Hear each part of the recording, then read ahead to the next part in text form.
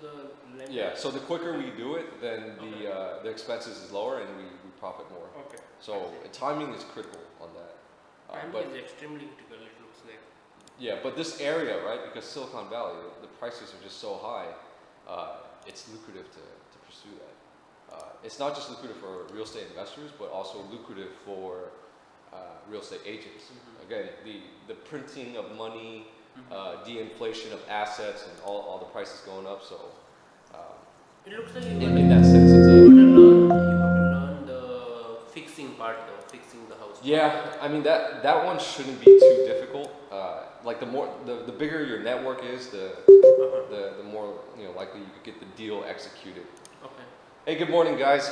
We just got in here, just getting started.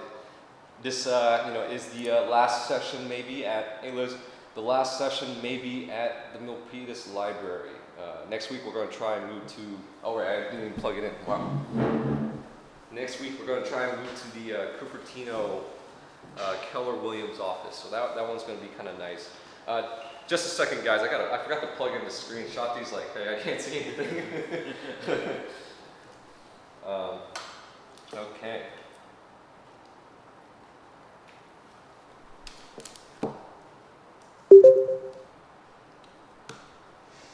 All right. So today's session is going to be focused on GuruFocus.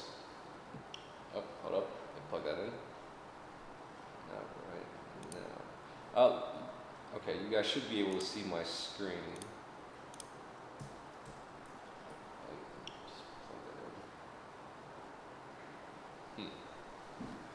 Okay, cool. Let's see. Hey Sylvia, would you be coming to Cupertino with us? I know you prefer the Milpitas Library, but I guess you're always online. Okay, well, I hope you guys can hear me.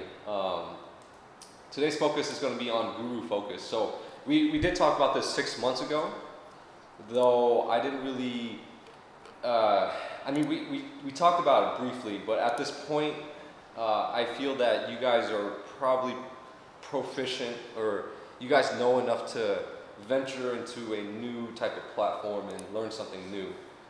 The reason being is that this platform is so aggressive and well put together. I'll show you the beauty of it today, but I would try to come once in a while. Hey, yeah, not a problem. No pressure, right? Well, I teach every week, and I don't expect everyone to come every week. I only expect myself to do it every week, just for my own personal self-development, like achievements and stuff. But I know investing could, eventually get boring if you don't, I guess, have the right attitude, or you just got too much dosage of it. But that's kind of like everything in life, right? Too much of anything kind of burns you out or whatever. But don't worry about it. Like, just come at your best convenience.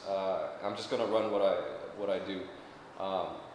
There's many reasons to be public about this, I guess. Like, building up a network is super critical. Kind of skipping ahead on the miscellaneous topics. I did put down here, well, one is attitude equals success and happiness. I just want to put that in there to kind of remind myself, like, hey, okay, reason being is, like, as I run these meetups and it gets marginally more difficult to generate content, because my basic assumption is that you guys know everything there is to know, or almost everything there is to know about investing. Like, you guys are intermediate at this point. And so I'm like, thinking like, oh my gosh, how the heck am I going to generate more content? So that's a good stress in my opinion, because it forces me to learn more to get even better. So if not, then I'm just going to be kind of going sideways, like a consolidation. So I'm trying to break out to new highs. If you kind of get the joke that I was trying to getting at. But anyways, we, for the past year and a half, we really put a lot of effort in understanding this platform, right? FinViz Elite, the version that we used. But now I think, to become an even better investor, right? Trading is good. You can always go back to previous topics. Of course. That's definitely something I thought about too. Though I want to kind of integrate it for like the new people. If new people come in, I'll jump to the basics, but I want to push new content as well. It's just the constant analysis and training that investing demands. I mean, if you truly think about it, right? Any business that you get into, there's some sort of grind. If you're in, I wrote this in here already. If you get into like a cafe business, the grind is really, every day you've got to grind out. Well, besides grinding coffee beans, but you got to grind out each cup of coffee, which is a unit of value for your market that wants to consume it, and you just do that day in, day out. So everything's a grind. When it comes to like being a YouTuber, I mentioned down here, it's also a grind. But we'll jump into that in a second. So going back to this, guys, we kind of, I'd say you guys are proficient at this platform now, and it's time to jump to a new platform, or at least expand our knowledge in it. So this GuruFocus is very focused on fundamentals, right? It's not so much technical analysis and charts, but there are technical charts. But it goes super deep. Let me just give you a little taste of how deep. We're talking 30 years of financial data. So let's see, Facebook's not even 30 years old, I guess. You could do General Electric, right? 125-year-old company, or 130, I forgot. We can look at all its financials, and not just, the beauty is not just like, hey, like what is the PE ratio, but we can look at very, very specific metrics going 30 years back, as well as the income statement 30 years back. So this is the pivot moment, right? This is where we're gonna, well, at least for me, I want to train myself to become more of a strong fundamental investor, and I'm glad you guys, are willing to put in your time here to tag along with me.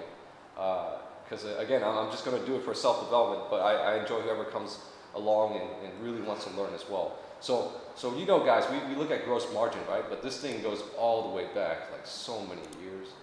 Gross margin percentage. And don't get me wrong, we're still going to be on FinViz. FinViz is like the basic and fast way to analyze, but we're going to jump over here from time to time. I'm going to minimize this. We're going to jump here from time to time just to kind of see like, wow, like historically, since 1990, right? They had a gross margin about 49%, right? And then as of most recent, GE has a gross margin of like 26%. It's just going down because, right, sales are going down or expenses is going up, but that's just super valuable knowledge, right? So there is a plethora of financial data in here, and that's where I'm kind of aiming next. We're going to become good at this platform, just as I would assume you guys are good at this platform. Let me know if you guys like that idea, or if you're up for the challenge, because that's my personal challenge. not trying to make it your personal challenge, but I guess if you're here listening to me, then I guess it's sort of a challenge. Okay, well, I hope you guys can hear me. So, anyways, let's jump into it. Let's see.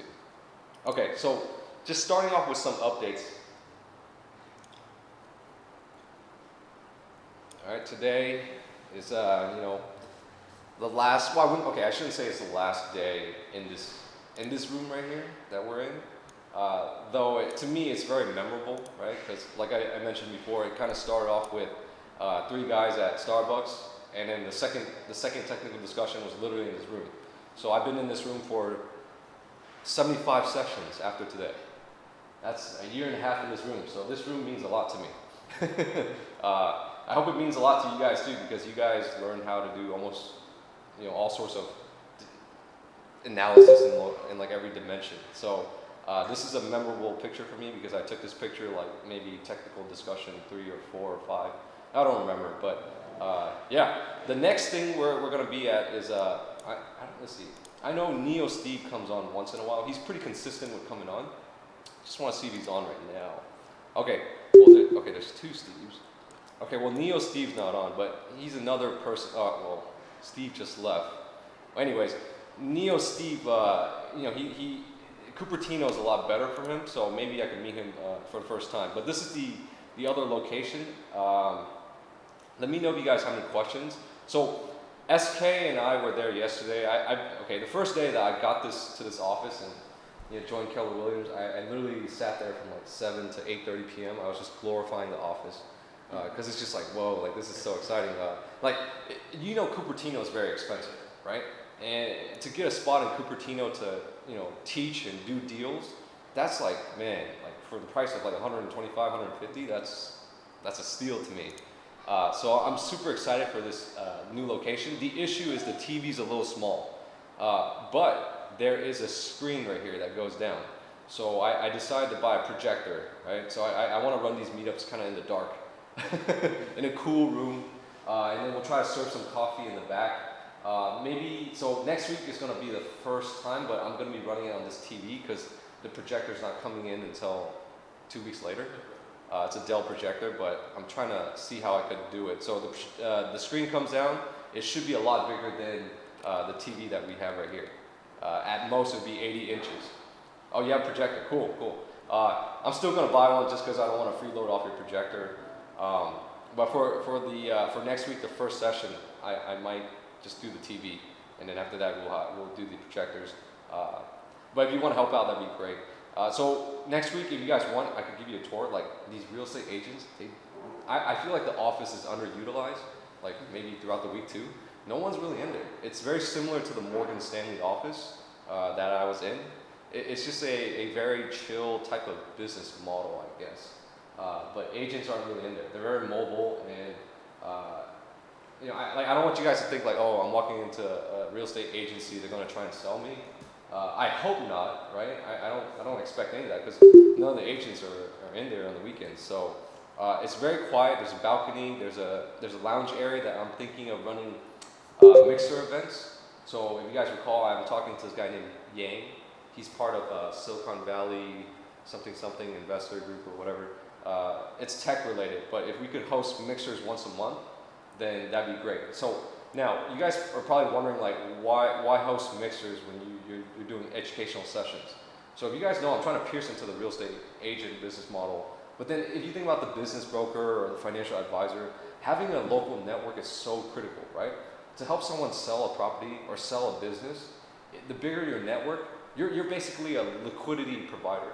Like you ever made like a stock trade, an options trade, or a cryptocurrency trade, and you put in a price and you can't get out because like no one's asking at that bid that you're trying to bid at. So this is kind of like the same dynamics, right? Think of people purchasing a home, they get into a position, that position inflated in asset value, and now they want to get out.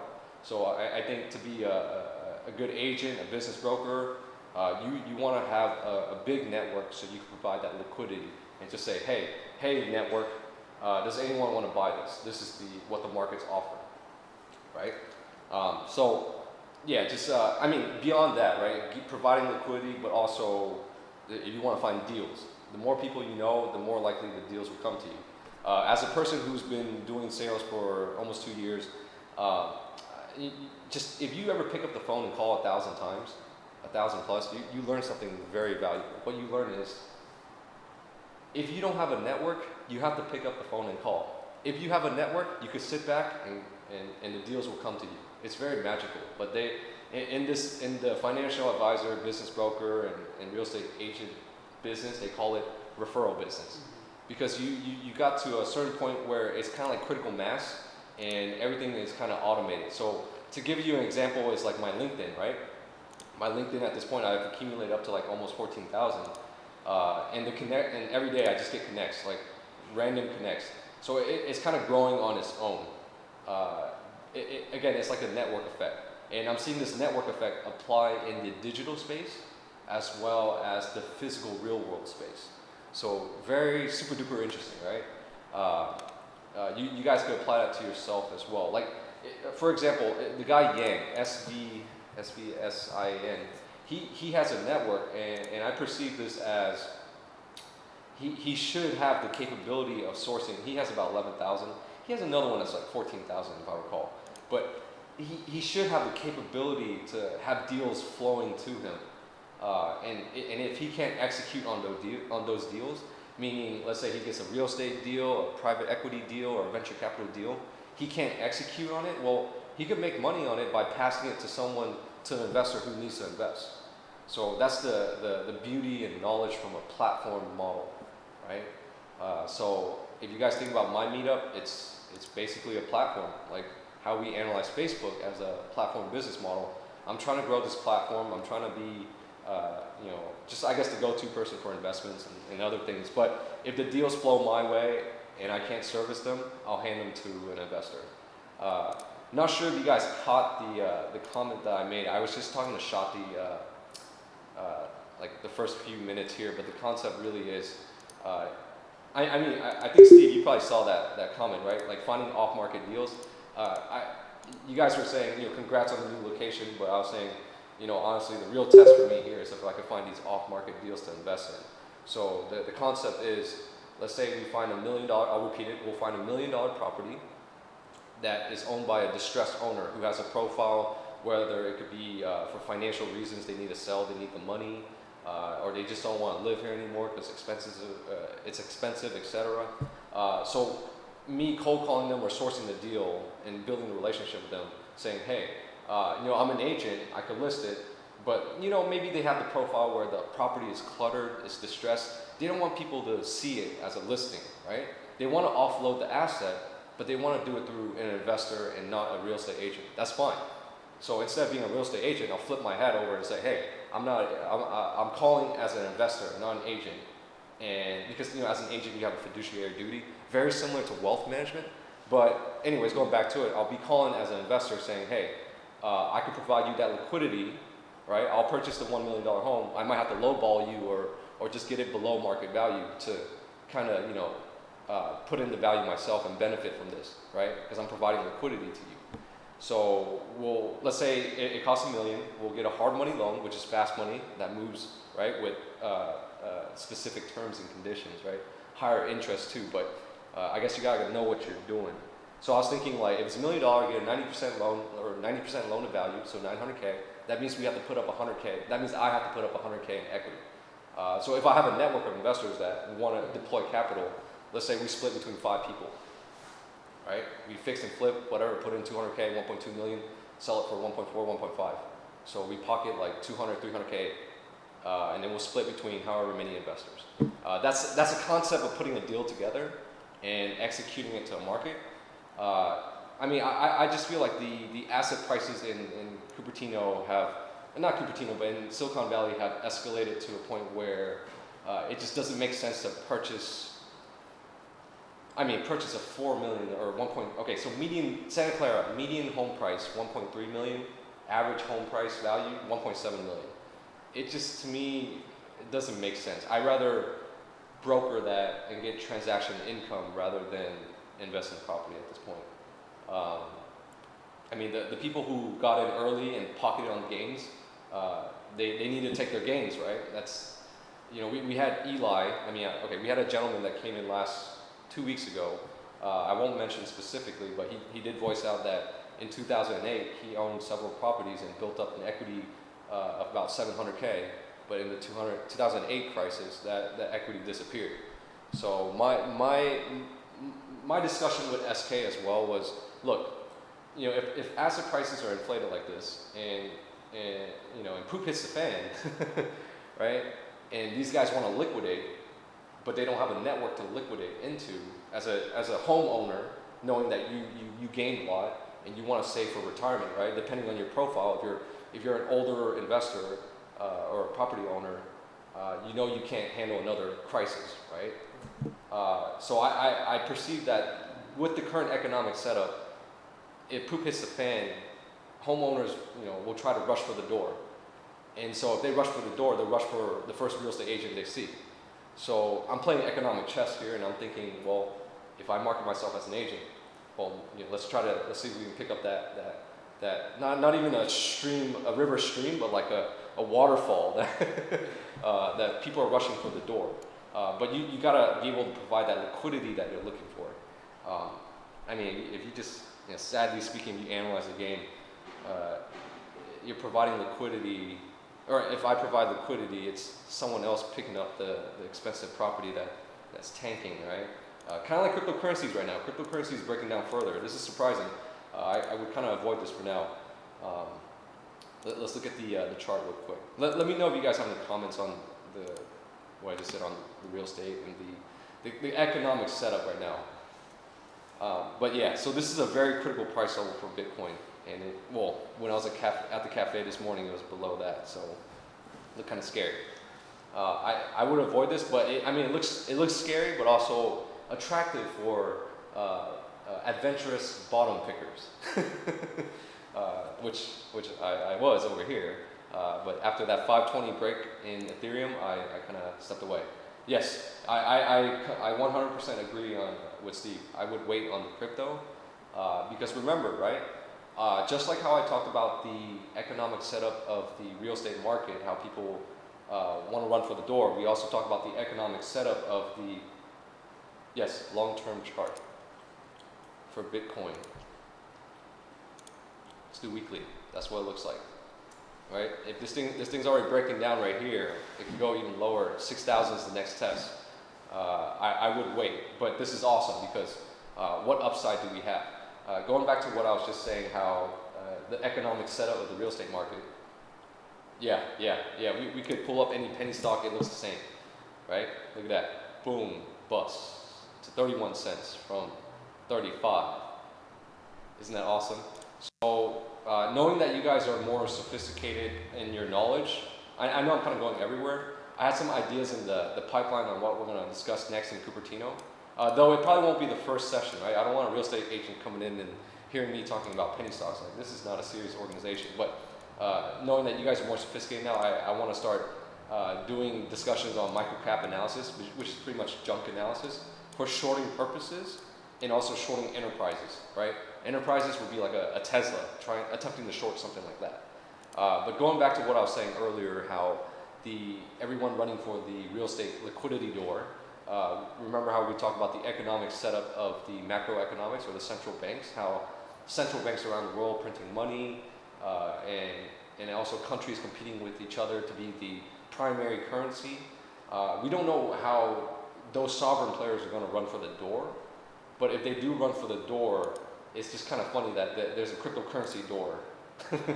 So going back to what we discussed earlier, saying that I know this is super speculative and very optimistic for cryptocurrencies, but it's coming in at a very interesting time where we're very close to it being a world economic currency, or what I say, world economic order, a currency, a unit of exchange for world economic order. So, though my opinion is, I don't think sovereigns will adopt cryptocurrencies first, assuming that the cryptocurrency model is solid.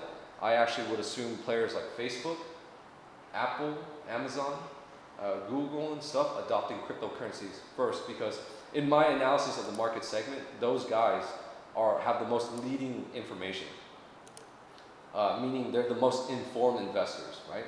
I view Apple, Amazon not only as a corporation and enterprise, but I also view them as an investor, and their way of deploying capital is very important.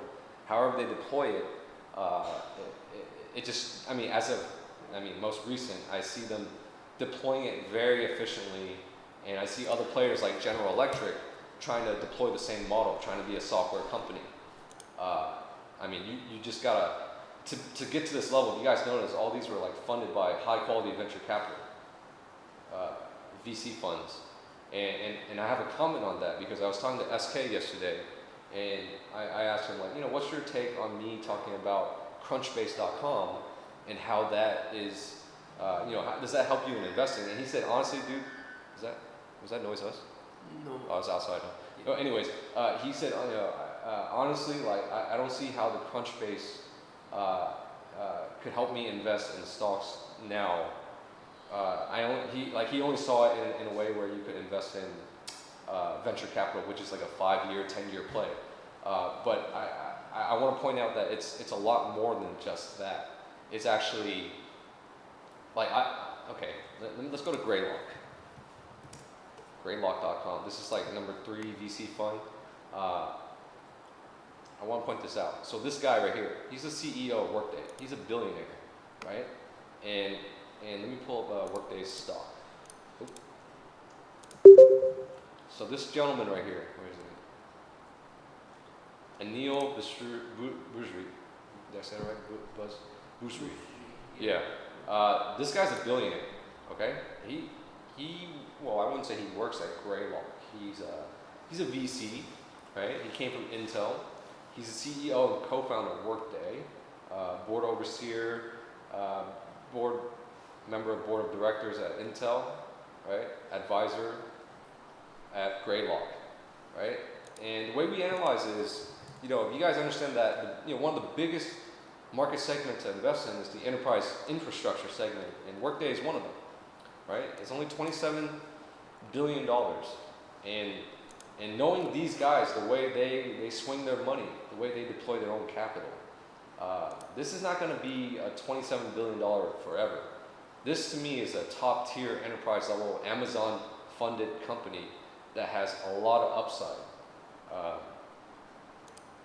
But I mean, I'm not recommending anything, all right, guys? It's all for educational purposes only. That's my disclosure to off-risk, my liability if I kind of create one, because this is all for educational purposes. But anyways, you got to understand that I analyze the VC ecosystem to see what these players are investing in, because I know that what comes out of the VC ecosystem is, it's not like another like cafe or standard restaurant business. What comes out of the VC ecosystem is, here in exact words that I put, is next gen enterprises. They are funding next generation enterprises, okay? They're funding next generation of consumers. They funded Facebook. Facebook is next gen consumption if you think about it. They are funding projects that have the capability to be top 5 in the world. I think that's where SK and I had that disconnect, because he didn't see the value of analyzing the venture capital ecosystem.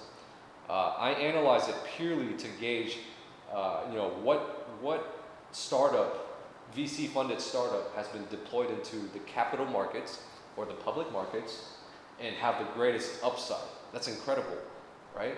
If you think about all these, the top 6 right here, well really top 5 because Google is 2 stocks, the top 5 right here was probably funded by top tier venture capitalist firms, most likely.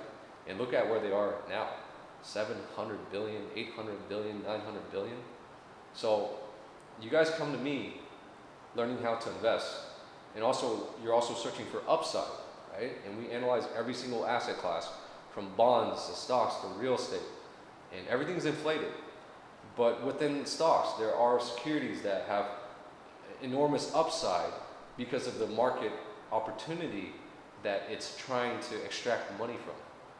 So very incredible. But I'd like to take, with that note, I'd like to point out that I got hit this week with Splunk. Darn it. Ouch. But to me, it's like I'm kind of used to it. At this point, let's jump into the conversation. We'll circle back to this next gen stuff, okay? I'm going everywhere. So let me just read this. It looks like okay. Yeah. So I kind of went on like a tangent or a rant, or not a rant, but like a motivational talk. Anyways, guys, the new location will be here. All right. I'm gonna try and make it like really awesome for not just you guys, but also future investors, and really make it a place for everyone to self-develop and bounce strong ideas, not noisy ideas that you read on like CNBC. Like this is ideas that you would get for paying for a subscription, though I'm not going to charge anyone, and also network and build all these awesome platforms. Anyways, I want to point out that like some people might say like, hey, we're moving to a new location and it's kind of scary. I pivot a lot. If you guys look at my LinkedIn, I know Steve pointed this out, like, okay, you jumped to a lot of companies. I tend to quit when I don't see the spark anymore. But I want to point out that even though, you guys might know me as a pivoter, a trader, whatever, and I have battle scars like Wolverine or Logan, if you guys watched that movie recently, I want to point out that, pivoting, oh, not the YouTube, Logan movie. I want to point out that, pivoting, every time I pivot from a company, right, I end up at Morgan Stanley, or I ended up at Silicon Valley Bank. Almost got a job there, but I chose not to because I was curious about tech. Went to Morgan Stanley, but because of fiduciary duties, and also under the regulated financial industry and also regulated company, you're not allowed to trade. I left Morgan Stanley for my passion. My passion is investing, but I left Morgan Stanley, an investment company, for my passion in investments. I pivot a lot of battle scars like Wolverine or Logan over here. Maybe you guys watched that movie. But honestly, I think I've always enjoyed being uncomfortable and embracing uncertainty, because in my opinion, uncertainty should be your friend. Because it's every time I pivot, you know, the income went up, the learning curve like just skyrocketed exponentially, and I listened to a venture capital podcast, not a podcast, but a conference recap on YouTube this week. It was a Greylock one, and they talk about, you know, society and how many people don't like to pivot. They don't like, they're scared of changes. But if you guys could learn to pivot, and I'm sharing my experience as a pivoter or a trader, I've benefited massively from pivoting, and I'm still going to pivot. And our move from this location to Cupertino, I hope you guys don't fear it, or it's further, I can't make it.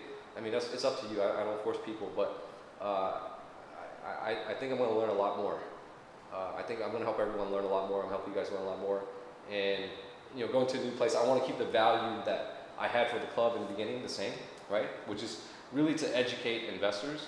Why did I choose Cupertino? We're going to jump down here, okay? Cupertino has always been the location for me.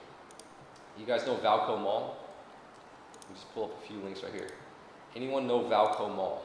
It's always been the site of this company, Sand Hill Property Company.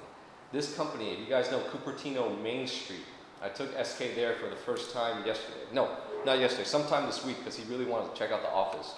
But this organization right here, when you guys hear Sand Hill, it's not just, well, it is venture capital. It is the Wall Street of Silicon Valley. It's the Wall Street West. West Side Wall Street. So we do have a Wall Street here, guys. But this company is not a venture capital company. It's a property development company. And it's owned by Peter Powell. Peter Powell is, you know, he's from he's born in Shanghai, but from Hong Kong, as you see in his profile here. But he's known for very, very awesome projects that you know, for me as a kid growing up here in Silicon Valley, I didn't know it was him behind the scenes who developed all these awesome projects. I've always been the other thing that I like besides investing is maps. I geek out to maps. And so I look at a lot of maps, and I travel all around Silicon Valley just to look at awesome commercial centers. And for some reason, I always bump into this guy's projects. Every place that I go to hang out, study at a cafe, I've been to many, many cafes, I always end up in this guy's property somehow. For example, Cupertino Main Street.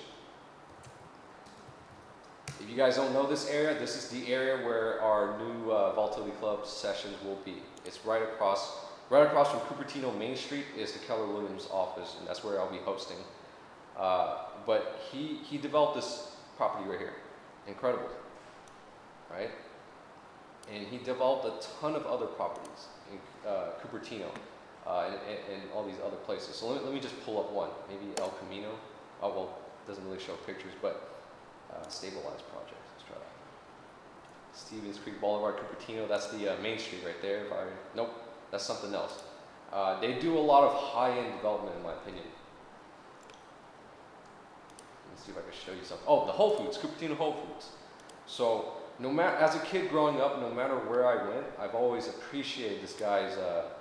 I'm a guy who looks at the corner of these buildings. I don't know. That's something I do just to kind of geek out, or like you know, the pavement and all that. But I've always, for some reason, I bumped into this guy and always admired his work. And it was only one day until I heard about this area, right, Cupertino Main Street. Before this, it was just like empty land, and I was so excited for this to come out, and I decided to look up who was behind this, and I found out it was this guy. And I know Sand Hill because I worked at Silicon Valley Bank, which was on Sand Hill Road, next to all the VCs. I just started reading about him, and you know, he completed this project, and as of most recent, he had this project. It's called The Hills. You guys know Valco Mall. He's the guy. He was aggressively promoting this project at one period in Cupertino. I was so freaking excited for it. But I think the community in Cupertino voted no on it, or I forgot what happened. But basically, this development is so aggressive and inspiring. Next to the Apple headquarters, right? If you guys see right here, the Apple headquarters, and this is the patch of land of Valco Mall. This development was so aggressive. I think the people of Cupertino wouldn't enjoy the traffic that would be attracted to this area. Though, looking at his website, this project is still active, right? Main Street, Cupertino, Valco Mall, shopping malls, right here. So it looks like it's still under his radar. I mean, this is like, I'm pretty sure, I'm not a commercial investor or developer yet. Okay, I shouldn't say yet, but I'm not. But this is like pennies on the dollar, man. You got distressed commercial property next to Apple headquarters. You don't see value there. So that's one of the reasons why I picked Cupertino. A ton of development. Stevens Creek Boulevard is one of my favorite streets because it's very warm, very homey. It's not like downtown San Jose or San Francisco, where it's very, very exciting, but not my style. But I've always enjoyed hanging out there because I went to community college there, De Anza College. New information about me. Didn't know that, huh? That was my first ever experience in college. So, anyways, this was the development idea that they had. Very, very aggressive, right? The AMC Theater, if you guys know, this is where Cupertino Main Street is right here. And then the Keller Williams office, if I'm correct, is right over here. On this side, you can't see it. It's because Main Street's right here, Cupertino office right here. So, I want to be close to this action as it develops. I want to try and network with the people, do the ground zero, the physical location marketing, and try to get these guys into our club, or just know about us, right? Like, okay, he's a investment educator there. But anyways, here's a little overview of the project. I thought it'd be fun to just kind of, a little new content compared to just stock charts all day. Very aggressive. Let me know if anyone heard about this project. I'm actually curious to know. Anyone online heard about the Hills project? No one? Oh boy, I hope you guys can hear me. Just like a yes or no would be cool if you guys heard about this project. Just to know that you guys are still with me here. Don't want... I think often going off and coming. Uh-huh. Oh, wait, I'm sorry, was that Raj? Yeah, see?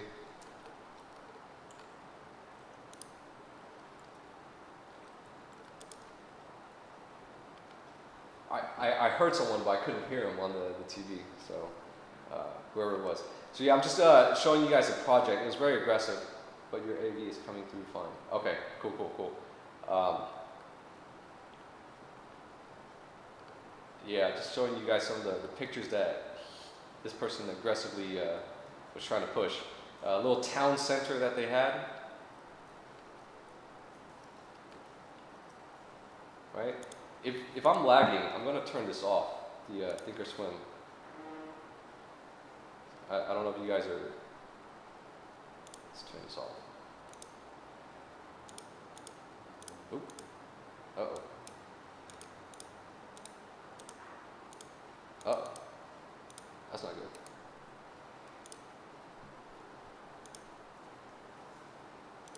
Hey, you guys online are okay, right? Never heard of it, okay.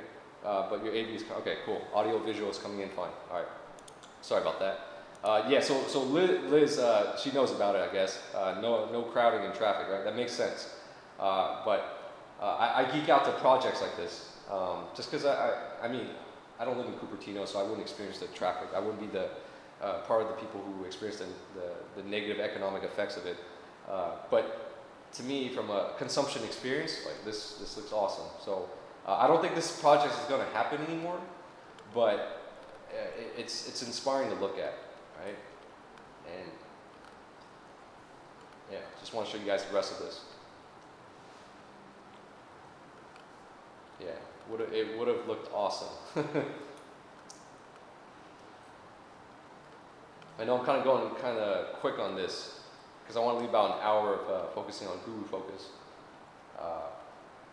But yeah, for the rest of it, something is coming down in the works. Oh, definitely. I believe so. I just don't know what.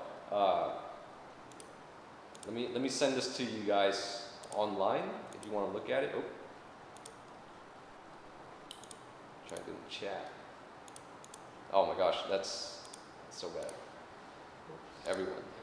Okay. Yeah, if you guys want to take a look at it, go ahead. I won't review it anymore. Just want to point out that that patch of land, there's a lot of exciting things happening around there.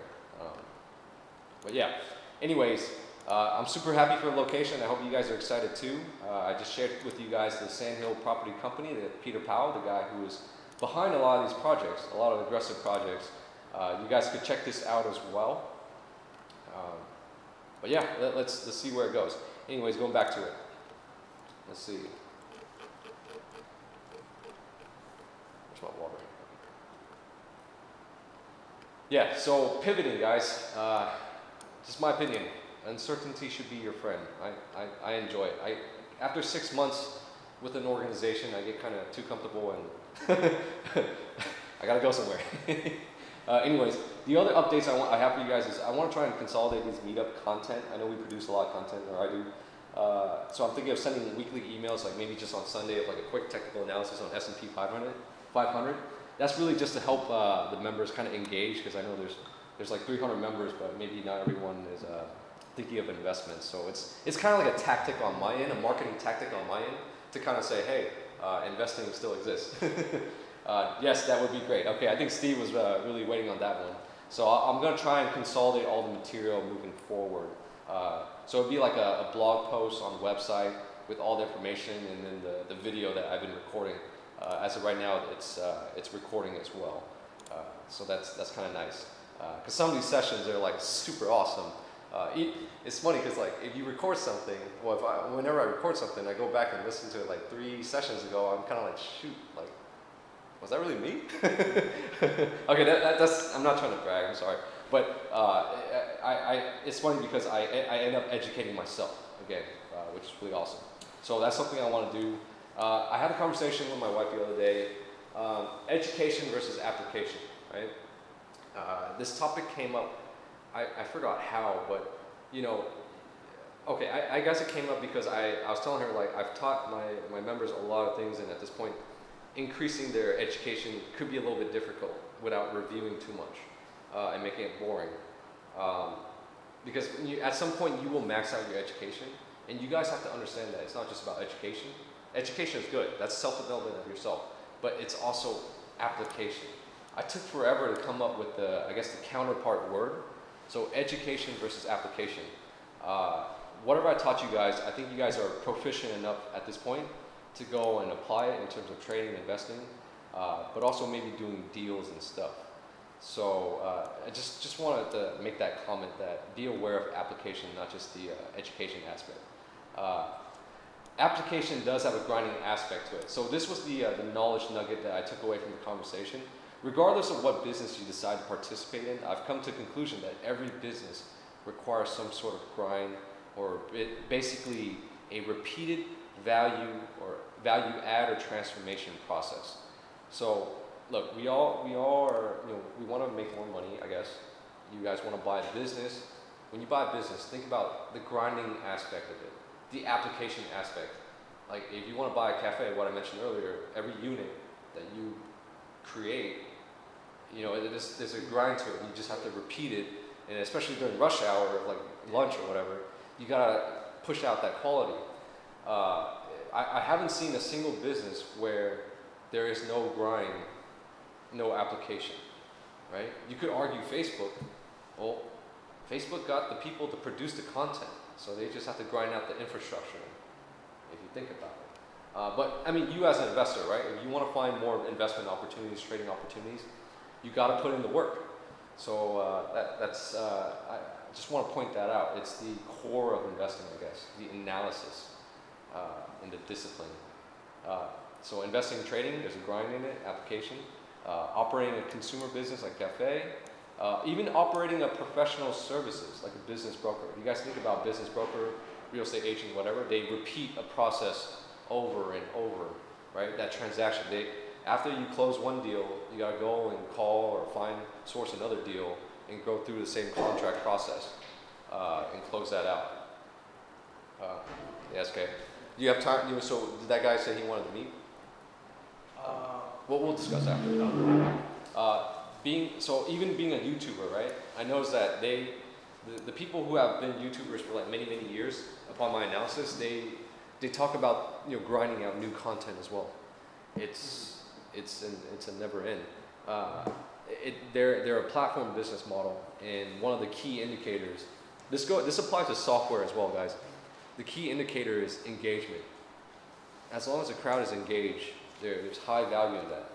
An example of a stock or a few stocks where engagement kind of failed is like Fitbit, right? Oh wow, I didn't even know about that. So Fitbit and GoPro, right, where you have massive distribution and awareness, like people know about this product, right? But at this point with new hardware, it's not just like there's a software component to it, and that software component requires engagement. So in our analysis of future application software companies, which I think is going to be a very strong and growing segment in this world, software companies, we have to really understand engagement. If the consumers of the software are not engaged, if there's no high engagement, then the value of the software is not going to be that great. Yesterday I had a phone call, hoverboard.com. Yeah, so a guy from the business broker, he called me yesterday. I haven't talked to him for a while, like 6 months, and he was like, "Hey, how you been? I need your help," right? Because he knows I run an investment club, and he wanted me to promote this. Though I'm not really promoting it now. I told him I need to talk to the owners of this. So I'm only bringing it up now, not to promote, but to kind of share my educational analysis. So I'm going to tell you a lot more than what is in front of you, right? What you see is a hoverboard.com, a very strong website company. A strong name, right? And then you see like, oh, this lucrative skateboard or hoverboard. So he called me and he said he would like to market this so that he could find a buyer. So the couple, they sold a previous company, which allowed them to raise money to create this project. And I was like, okay, all right, Fred, what's the price of this business, man? I'm just curious to know, like, what are the margins on this? You see where all the training that I put you guys through, it kind of comes in handy, right? He said, well, they're listing it for 10 million. I'm like, 10 million? So then the multiple is probably like, that market multiple is about 2 to 4. So are they making about 5 million a year? And he was like, no. And I'm like, well, geez, if they're not making 5 million a year, how much are they making? They have 0 sales, right? So, and I started analyzing further. Well, like, okay, Fred, like, it sounds like this business, once the couple that invested in it and created, they want liquidity. They want to get out of their position. Like I asked, like, it's kind of weird that you call me to search for liquidity when you have you thought about calling a competitor, a competitive hoverboard company, and it seems like that industry, the competitors might not be able to absorb this into their business. But he mentioned, the metrics on it, the margins. I won't go too deep on that. But it's just interesting to hear that, what you see here is worth that much or asking for that much, right? And someone has to come in and put a bid. But I personally, I don't know. Going to their Instagram page, not Instagram, Twitter page, right? We look at this. At first, I was like, wow, this is awesome. They got about 9,000 followers, right? But this is where we were just talking about engagement is so critical. You only get like 1 like per picture, per post. What is that? That engagement to me is not real, right? So that's a red flag to me. Like, I can't market this to investors and say, hey, this is a listing, would you be interested in buying it, when I myself don't see a deal in this, right? You got 8,000 followers, 9,000 followers, but your engagement is poor. That just kind of tells me that there's some economic inefficiency that occurred in there. Did you buy followers, or did you just like follow a bunch of people? They follow you back, or there's this product might not be absorbed. The other things that we talk about is, hey, like this product has a very specific market niche, right? Where does this product make its money? From a younger type of profile, a younger audience. And I'm 27, but I don't want to skateboard or anything. I used to, but I don't. That's not my. I think the product is it stable, like the way he stands. In terms of like usage, I'm not sure, but to me, that makes the difference, right? I used to skateboard. This to me, you have to balance because it's just one wheel. The other one which I showed you, you don't really need to balance because you're standing like on 2 feet. Yeah. So what I'm saying is, like, if it tweaks his design a little bit, I'm sure many more actual buyers might be there. Right now, it looks more like, okay, I had a skateboard, but now it's a skateboard with wheels. Yeah. Not really something I can safely use for my small commute. Yeah. So I know it's a very niche market. It's like I sign up for like as a follower for a lot of cool products. Yeah. But that necessarily doesn't mean I'm gonna buy it. Yeah. So I mean that's just another deal on the market right now. We won't allocate any more time to it because I need to have about an hour to talk about GuruFocus. What was I saying? So I mean, okay, a little bit more time, I guess. The profile of that company is they want to liquidate, they want their money back. They claim that it's turnkey, like it's ready to, we haven't had a single sale, but it's ready to sell. And this is the margin, which is kind of attractive. But the market segment, the market opportunity, it's just, to me, is kind of risky. You might have to buy more insurance because of what you're selling, because you're selling an activity essentially, and there's no proven sales, so I don't know why I should be paying this multiple.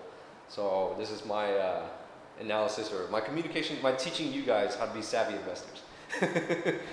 So if Kay ever shows you a deal, you're gonna be like, Kay, that's not a deal. That's not a discount. That's a premium. That's good because I taught you to see that premium, and I see that. But and in the end, I said, hey, let's meet. Like let's schedule some time. I'd like to hear more about this couple, this power couple that's creating a young generation product. Anyways, moving on. So we did talk about earlier, guys, I'm just going over some updates. Again, we talked earlier about clarifying the use of Crunchbase in VC transaction analysis based on my conversation with SK. So I want to bring this up again because what we're looking for is really next gen. In that space, they're funding next generation enterprises and next generation consumers. Okay, this is what the VC ecosystem is known for. For those of you who have come to my meetups, you learn to appreciate not just the financials, right?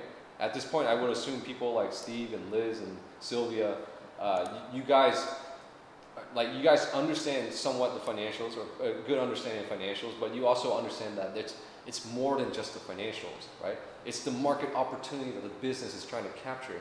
It's the efficiencies and inefficiencies within the business, right? Like, are they using just Excel sheets versus like a very specific application software?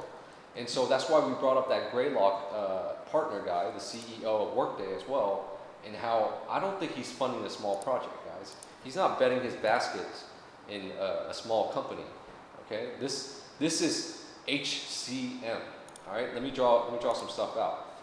HCM is Human Capital Management, right? In this world, we know, I was talking to SK yesterday, okay?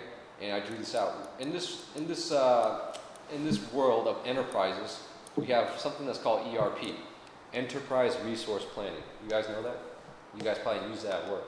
Because if you work at a company that's like, I don't know, a couple billion in market value and up, most likely you're going to use some sort of ERP. If not, you could probably use like a lower market ERP, right? Like an SMB ERP, or a middle market ERP, or a large enterprise level ERP. So what companies come in mind when you hear ERP? SAP, not trying to rhyme or anything. Oracle, right? ORCL. I think Microsoft has an ERP But anyways, that's what you hear, right? And if you look at the market cap of like SAP and Oracle, how big is SAP? About 141 billion. How big is Oracle? Now keep in mind, Oracle is not just ERP; it's also DBMS, database management software. Is it software? System. Systems. Yeah. Right? Yeah, you're right. That's a huge market segment as well. If you guys recall, let me tell you about market segments. VolatilityClub.com. I need to renovate my websites. Distress, though I'm not selling. I had this fun thing, like 10 reasons why I like Salesforce. I didn't really tell people about this, but I wanted to show some of the notes that I took. Here we go. You guys remember Sugar CRM, right outside of the Keller Williams office next to Cupertino Main Street? CRM is a growing market segment. CRM, look at that. And I know you might be like, but this is from Salesforce, themselves, so obviously they're going to be biased towards that. This is Gartner confirmed. You could go Gartner search this. CRM is going to surpass DBMS, and DBMS is going to surpass ERP. Did you hear that? So what market opportunities do we have for DBMS? MDB is a play. MongoDB, it's only 2 billion for what is perceived to be very big, right? And Salesforce CRM, this one the ship already sailed, but I think the ship hasn't completed its course yet. It's only at 100 billion because it's going to be bigger than ERP, right? So going back to my analysis. So you got operating system, we all know that, Linux, Windows, and Mac OS. ERP is Enterprise Resource Planning, a very important market segment. Another one is DBMS. If you guys recall, I said anyone could run a cafe, but if you want to scale and get to a professional enterprise level, you're going to need serious technology. And that serious technology, bleeding edge technology right now, the leading edge of all VC fund or whatever that's out there, this is the category that's in. So as I'm increasingly running these meetups, I see myself, if I were inspired to become a cool investor, I'd like to be an enterprise level infrastructure software investor, right? That's basically, this guy, I guess in theory, this guy would be my idol because he covers HCM, and I'm going to explain HCM real quick. So that's ERP. ERP is a massive market opportunity that I think the stocks, the public companies that are available out there, they haven't fully capitalized on it, right? But they already have market dominance, and we can confirm that with the Gartner report. But anyways, CRM is a market growing segment, DBMS, where was I going with that? Anyways, ERP. Workday is HCM, right? And I'm going to put HCM stands DB, human capital. yes, human capital management. So let's explain the meaning behind these words, right? ERP is a sophisticated software platform to manage a company's assets. What do I mean by you guys? So for let's see, what do I mean by assets? You go to the world's biggest company, Apple, which is in Cupertino. Like to point that out. Assets. It's the management of all your assets, which is everything that's liquid assets, right? Like short-term cash equivalent assets over here, or your receivables, and then other heavy equipment and stuff, right? Your equipment over here. I'm sorry. Those are assets, and they need to be managed internally, right? CRM is your go-to software to manage clients externally. And if you guys recall that, if Kay's going to get into this real estate business, he's going to try and run like the most sophisticated software stack at an individual level. so I'm like piloting a super ship, if you think about it, for my way of competing with the current agents out there. Because if I know you're using paper, then I have to one-up you somehow. Yeah, I know it's competition, but let's try to make it friendly competition, right? I'll be willing to teach them this as well. I'm not going to be mean about it. But it's just, this is how, you constantly have to pivot and adapt to just maintain market competitiveness, right? If you think about General Electric, 125-year-old company, and Coca-Cola, which is pretty old too, did they ever stop spending marketing dollars? Did you ever go to the movies and not see a commercial on Coca-Cola? Marketing is lifelong. That's something I've learned this year. from teaching. It's just like, it's almost like education. Education is lifelong. Well, marketing, promoting is lifelong because that's the only way for the market to recognize it.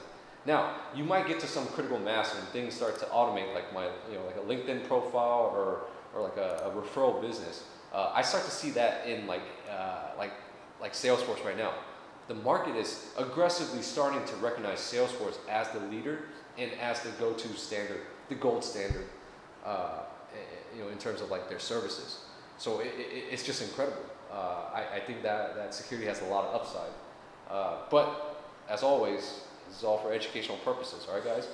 So I just talked about how ERP is the management of a company's assets.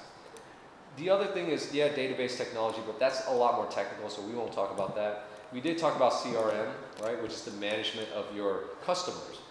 Isn't that an asset, right? And over here, human capital management, your employees. Isn't that an asset? What happens when you have an employee turnover or you need to recruit other employees? Do you have a system of following up on employees who once expressed interest in your company? So Very similar to CRM, but it's HCM. And I don't think the gentleman at Greylock is ignorant of this market opportunity. So Workday comes as HCM?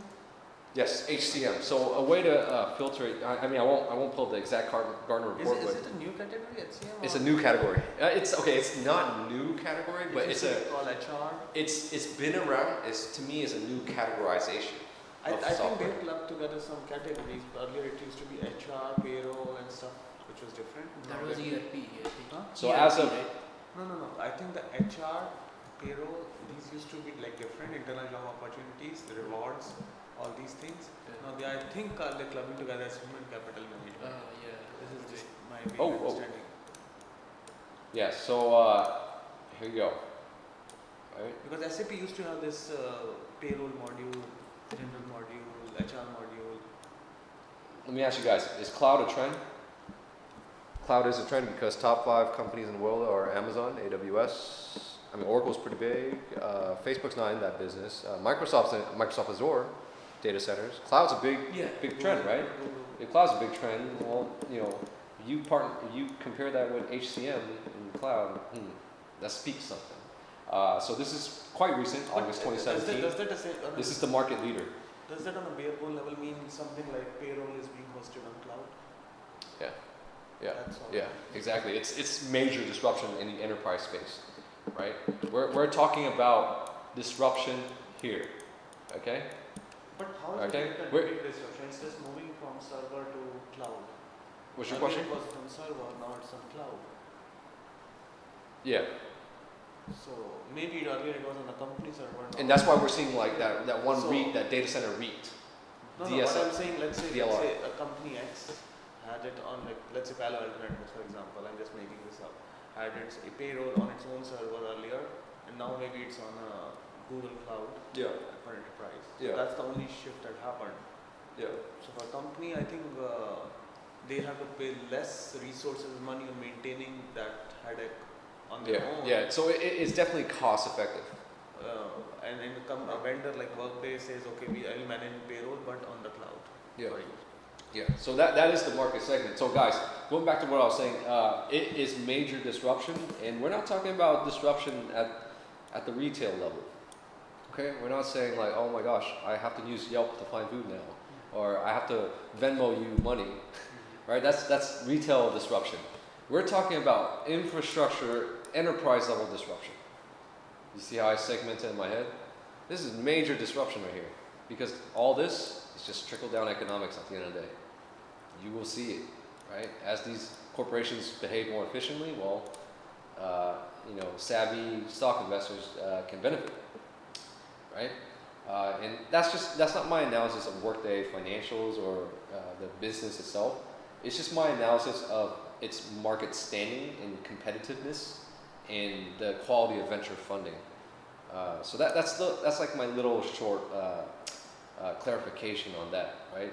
The VC ecosystem is known for funding next-gen enterprises and next-gen consumption, like virtual reality. Isn't that like a next-generation consumption on our part? You know what? It's funny because I like to pair consumption with production. which is, well, it could be production right here, next gen production. Ugh. Well, anyways, next gen enterprise and next gen consumers.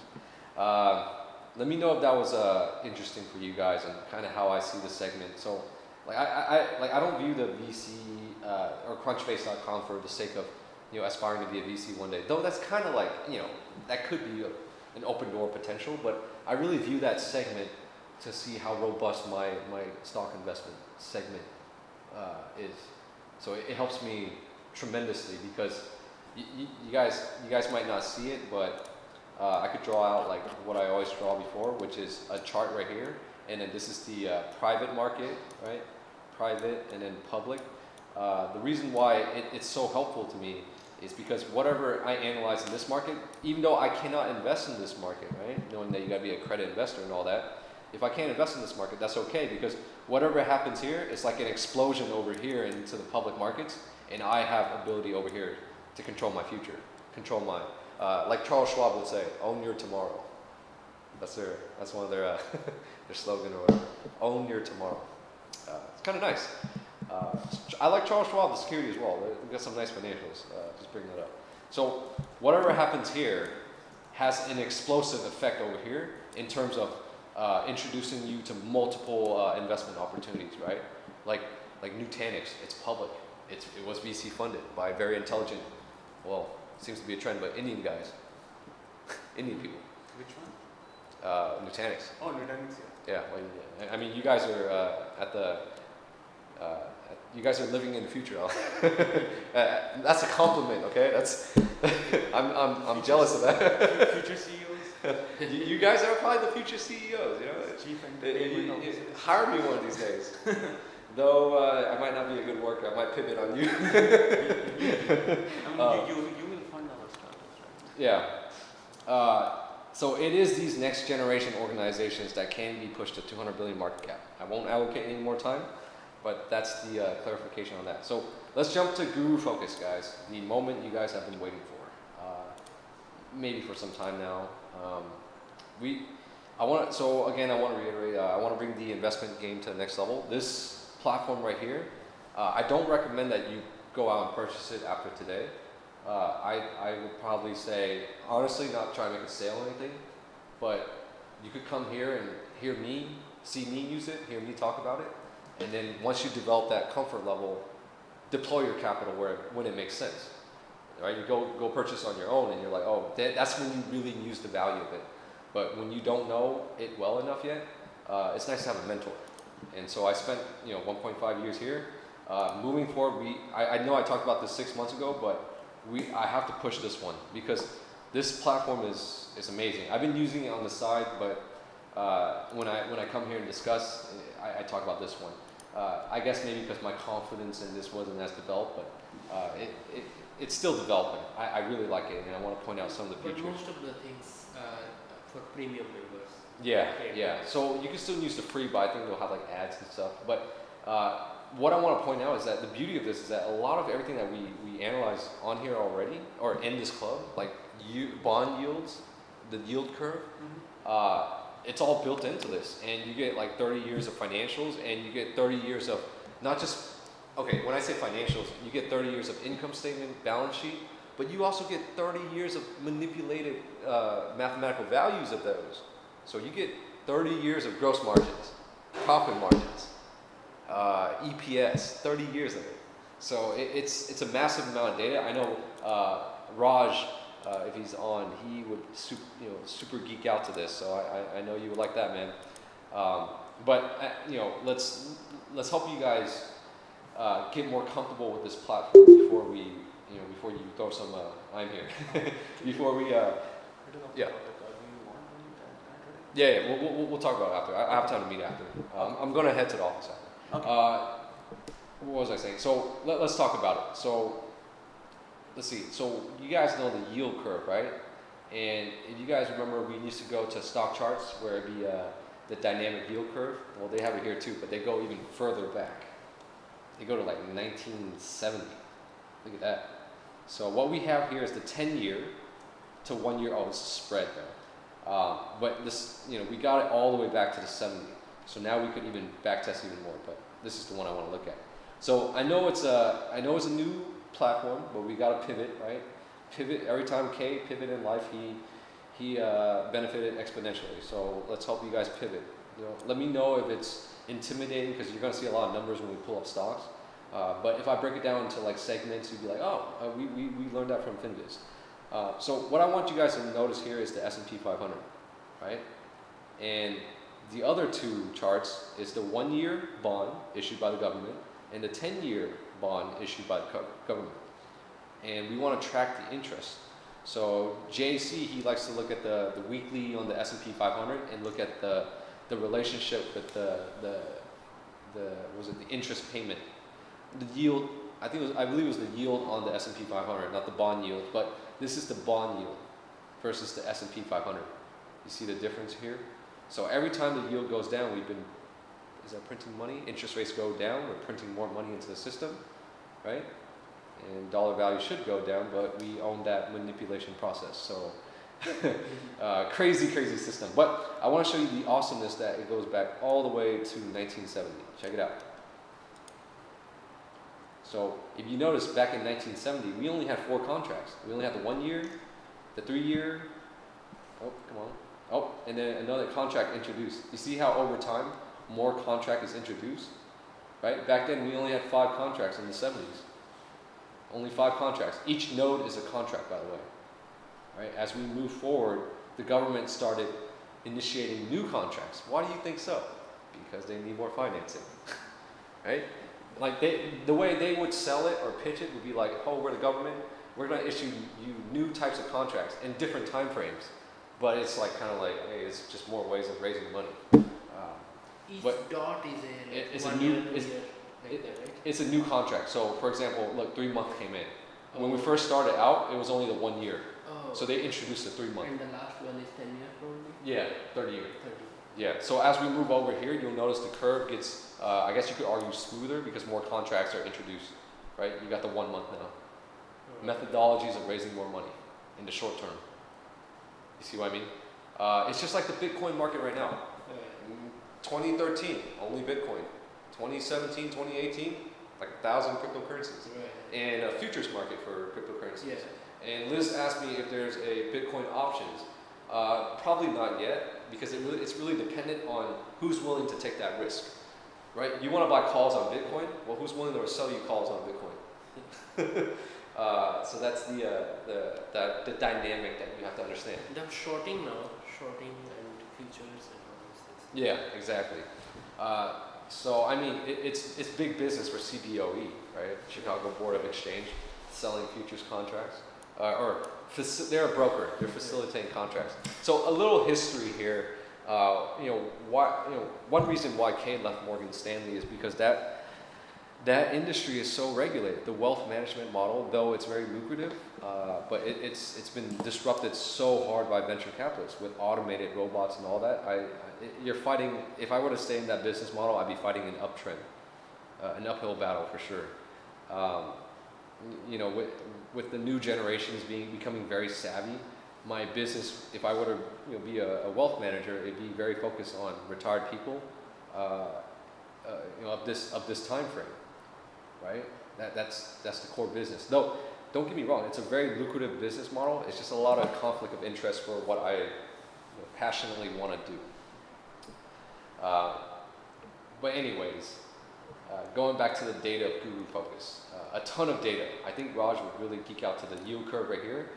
We will, analyze this another time. I'm just showing you the awesomeness of GuruFocus, right? So that's convenient. We don't have to go to stock charts dynamic yield curve anymore, though we still can. For the people who don't have subscription to GuruFocus, you can still go to that.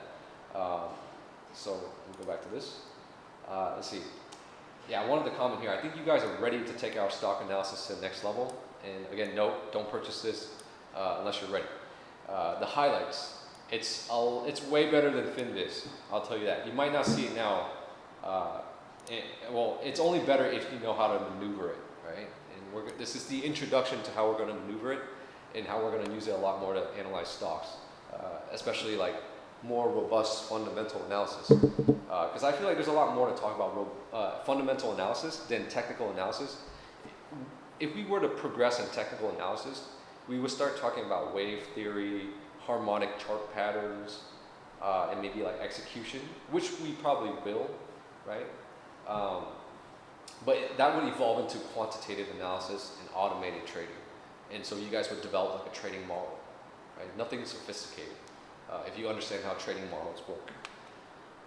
Though I don't have the capabilities to kind of do that yet. Though I see that investing is a process, and any process, if you understand the process intuitively, you could automate it one day, like HCM, CRM, etc., etc. Especially with AI coming. It seems that this analysis platform, GuruFocus, is a nice consolidation of everything that we talked about. So instead of me going to different websites, you guys have heard this, it also has the Shiller PE ratio, which I want to point out. If you guys know, I used to go to multiple.com to get that ratio. Now we got it all here. And I think this one's probably more updated than multiple.com.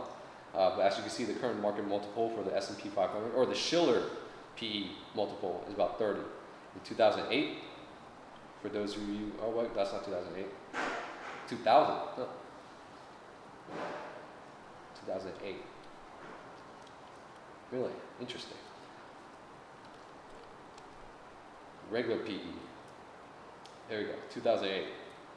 And then this is where we are for the regular PE, 25. I think, you know, Not that much. we were at 22 before. So it's grown in like the months, the 6 months and stuff. But yeah, I love how it goes deeper into the analysis. It's something that I want to jump into. Let's see what else we got. Industry overview, right? In the next part, let's see. Okay, just to give you the highlight overview of this, right? With the 30 years of data, or the plethora of data, the convenience of all the macro indicators in one spot. The other thing that's new is these two tabs right here, okay? You guys are already familiar with the screener. You guys are already familiar with SEC filings all in one spot. I know, it's awesome, right? And you guys are already, well, quite familiar with macroeconomic analysis, though it has a ton of data, right? But the gold nugget here that I think you guys will benefit from a lot, and what's new, right, that we haven't talked about much, is this segment, Gurus and Insiders. And it's a fancy name that they put, but basically what it is Gurus is a tab that talks about all the money managers, what they're doing, the external investors, the external professionals. Insider is talking about the internal professionals and what they're transacting. So if you guys recall that discussion that we had on macroeconomics and the action of the sovereign, whatever the action of the sovereign is, indicates economic intentions. Well, we're applying that same dynamic thinking here. What is the actions of the insiders? Because that will determine the intentions of the security's direction, the stock's direction. Now over here is, what is the actions of the money manager? Will that determine the intentions, their intentions and the direction of the stock? So these are two segments that we're gonna start looking at more. So basically, what are funds buying and what are the insiders doing? Major segments that I kind of feel like we overlooked, right? Because we were too focused on learning the financials and all that. But jumping back to this, let me know if you guys are hanging tight there. You guys are good? Is it interesting? Okay. Because normally when you guys are in the room with me, I could see some eye contact, and if I ask, you guys give me a nod. But online, it's like cricket. Anyways, so a lot more data. We're talking 30 years plus multi-year data on specific metrics, right? Like the 30 years of PE ratio. For those of you who are new or coming in, if there are, PE ratio is just a price over earnings ratio that investors like to use to kind of gauge the valuation of a company. Simply put, it's just a multiple on the income statement, right? And remember, there's an income statement and a balance sheet, right? So it's a multiple of what the market is willing to pay on your salary, which is your income statement. It also includes access to international market data, like Europe and Asia. Though I don't have access to this, Maybe as the club progresses, I'll consider subscribing to it. In the next evolutional form of Volatility Club, right? Because we kind of went from this office space to let's see. Hopefully, we'll run it successfully in this new office space. And if it develops into another cool, awesome office space, my intentions will probably be to purchase ycharts.com. This is I haven't used it. I want to test drive this. Right, it's kind of like test driving like a car. I really want to test drive this, but this one's like a couple $100 a month, and I don't know if I'll use it to that amount, but it's a beast because this one has proprietary metrics and stuff like that. It's but wherever I look online, they always talk about GuruFocus versus YCharts. So in the meantime, we'll go with this one. It's a cheaper alternative, but this is the beast right here. Right? If you're a true finance geek, you probably want to live here. So maybe in the next evolutional form of Volatility Club, but not now. Something to look forward to and be excited about, right? Have a good attitude. Let's see, where was I? Okay, so I just pointed out the platform emphasizes on both insiders and outsiders, which is what we need to start focusing on. Again, insiders are the corporate executives, right? You work at a company, what is your CEO buying? Why is he buying it? When's he buying it? What's the reason? Did news just come out? Right? Well, you would know internally, right? And then also the outsiders. What are the professional money managers buying? What are the mutual funds buying? What are the hedge funds buying? Why are they buying it? Right? So awesome analysis. Ultimately, the improvement in your fundamental analysis will give you the psychological confidence in scaling your investment positions. Now, I know in the real estate market, it's very common to leverage, right? Get a loan to purchase a physical property. That's quite common. But in stock trading, I don't think every retail investor uses margin on a regular basis. Probably because you don't understand how it works. You're kind of intimidating. It makes sense for you to deploy like more than 100,000 into a physical asset like a home, versus you deploying 100,000 into a screen and a monitor and a mouse. Because you don't understand the infrastructure. But I believe that the system so far is quite robust, and if you increase your ability to perform fundamental analysis, we should be able to scale. So I'm looking to scale, because scaling is where you get more money, man. Shoot, in college, just playing 100 shares is not as exciting as now, but still, as now, I'm trying to scale up to at normal, 10,000 shares would be awesome, but that's not my level yet, right? You gotta be humble, recognize where you are. That's not me there. I'm not there yet. Anyways, I know some guys that come in here are telling me that they're on that level. I'm just like, yeah. How do you do it? There are some guys. They don't come often though. They're like, they're volatility guys. Just kidding. Anyways, major categories. So I'm just going to go over the categories of the website just as an introduction, and then we're going to analyze some stocks just to give you like a little dry run or a test drive of it. So we talked about this segment. Let's focus on the market. So this segment is really just a broad understanding of like macro indicators, economic indicators, right? You guys talk about what is the CPI and all that. It's like a one-stop shop for all that data. Check out how much data there is if I were to scroll down, right? So like let's say if Raj wanted to organize a very slow and robust macroeconomic indicator to kind of gauge like, what's the jobs report like? What's the there's S&P 500 indicators, investor debt metrics, right? How much are people margining? Are they using margin in the stock market?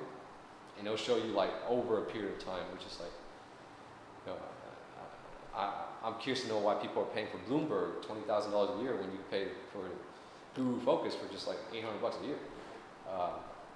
Anyways, it'll show you other awesome metrics. So investor debt metrics, exchange rates, GDP to GNP. That's interesting too. And you could get it instead of just like waiting on the news to tell you, GDP improved by this much. So I think that's one of the features of being a savvy and good investor is you're always on top of the data points, right? Again, remember, every business is a grind. pick your grind. This is my grind, which is analysis and education. Keep going at it. Personal savings, see, like you can see how much people are saving. Let's find something of interest. Personal income and outlays, right? Are the consumers still making more money, right? Household disposable discretionary spending, right? Are you spending? How much money do you have left after expenses, right? So people have a lot more money to spend. So if they have more money to spend after their income, or after their expenses on their income, what are they spending on? Are we seeing this spending bleed out into real estate prices? Only if it's like a recession right here, 2008, where you see spending kind of consolidates. But spending naturally has, funny, a upward trend, right? So we naturally spend more with more money, is what the macroeconomic is saying. The world naturally spends more with more money. That's kind of true, the way I kind of see it. But that's up to you to kind of decipher how you want to interpret it. Let's see, what other metrics of interest, and then we'll move on to the next part.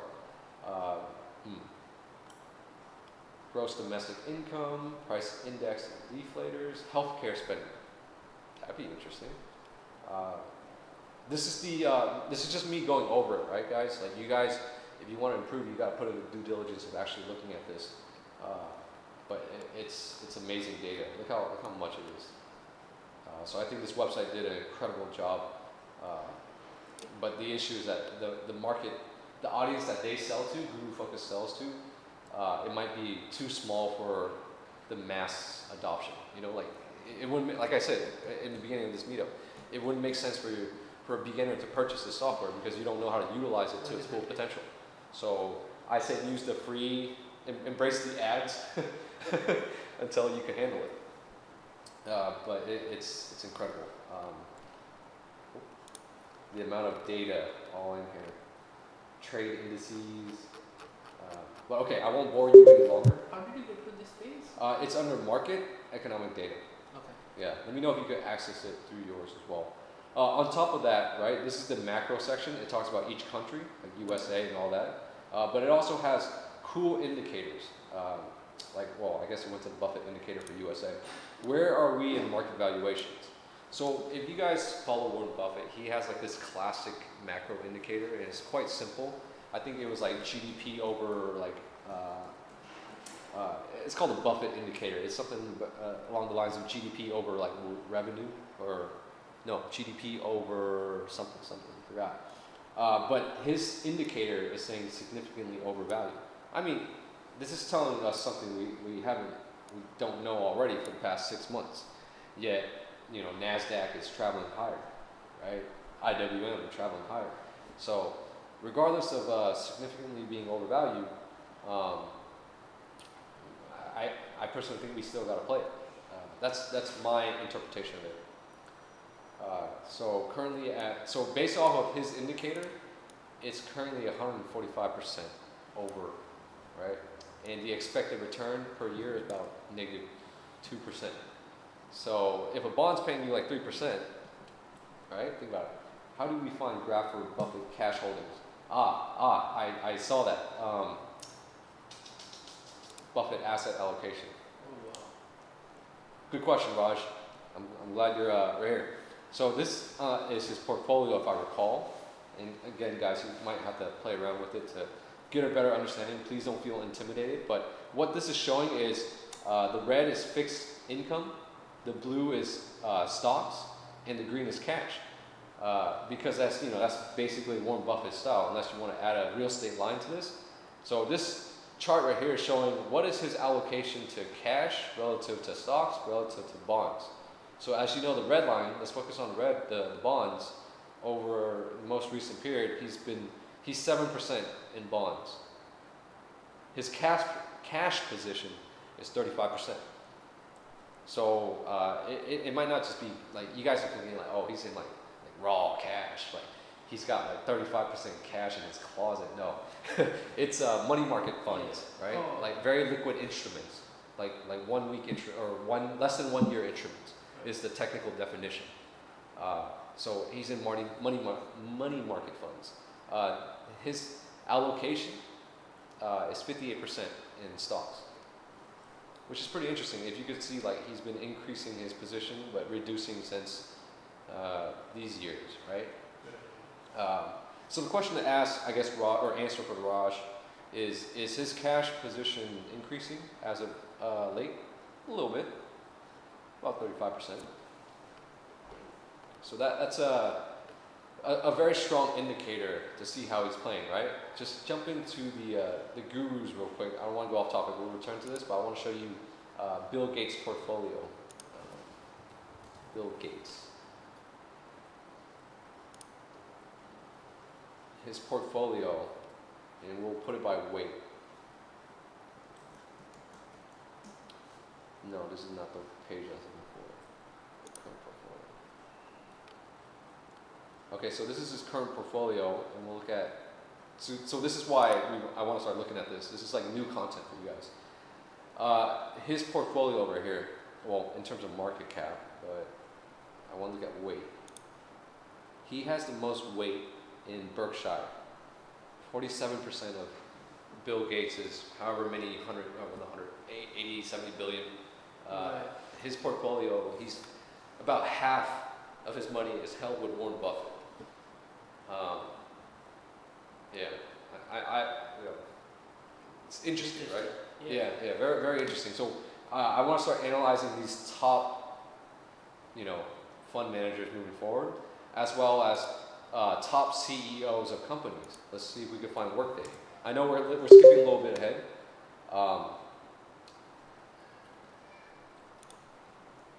Right, his name was Anil. Right, so what's he doing? Isn't that awesome? So he sold 75,000 shares, though I'm pretty sure he's holding a lot more. But it really tells you about his conviction level, right? Maybe he's taking profit. Yeah. Funny story. This guy, someone that I know someone who knows him. This guy's a billionaire. He's like 1.3 billion in net worth. He has like a private jet, and he bought like a new private jet or something. And so he told the person that I know, which is an older gentleman, hey, come out and hang out with us on this resort. Take my old jet. Ridiculous, huh? I mean, flying a private jet's $25,000 or something. I don't know. But nice to know who you know that's connected to who you know. One severe warning sign. So where you pointing? You're pointing right here? Yeah. Yeah, so this is all automated on their part. Okay. The gentleman automated some of the stuff.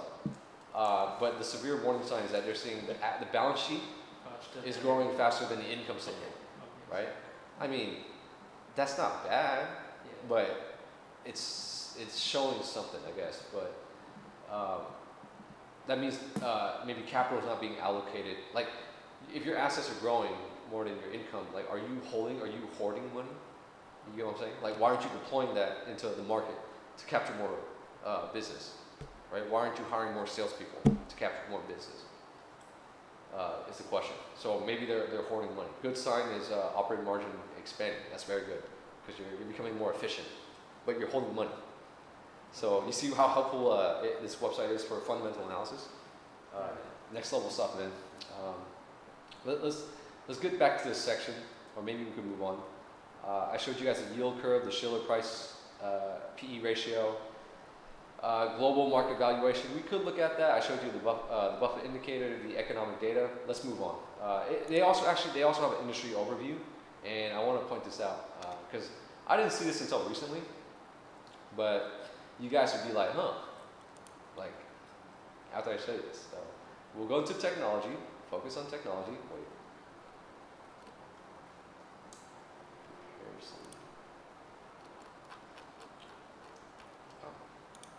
Bad. We'll go down to it. Oh, I guess I lost the page. Wait, technology.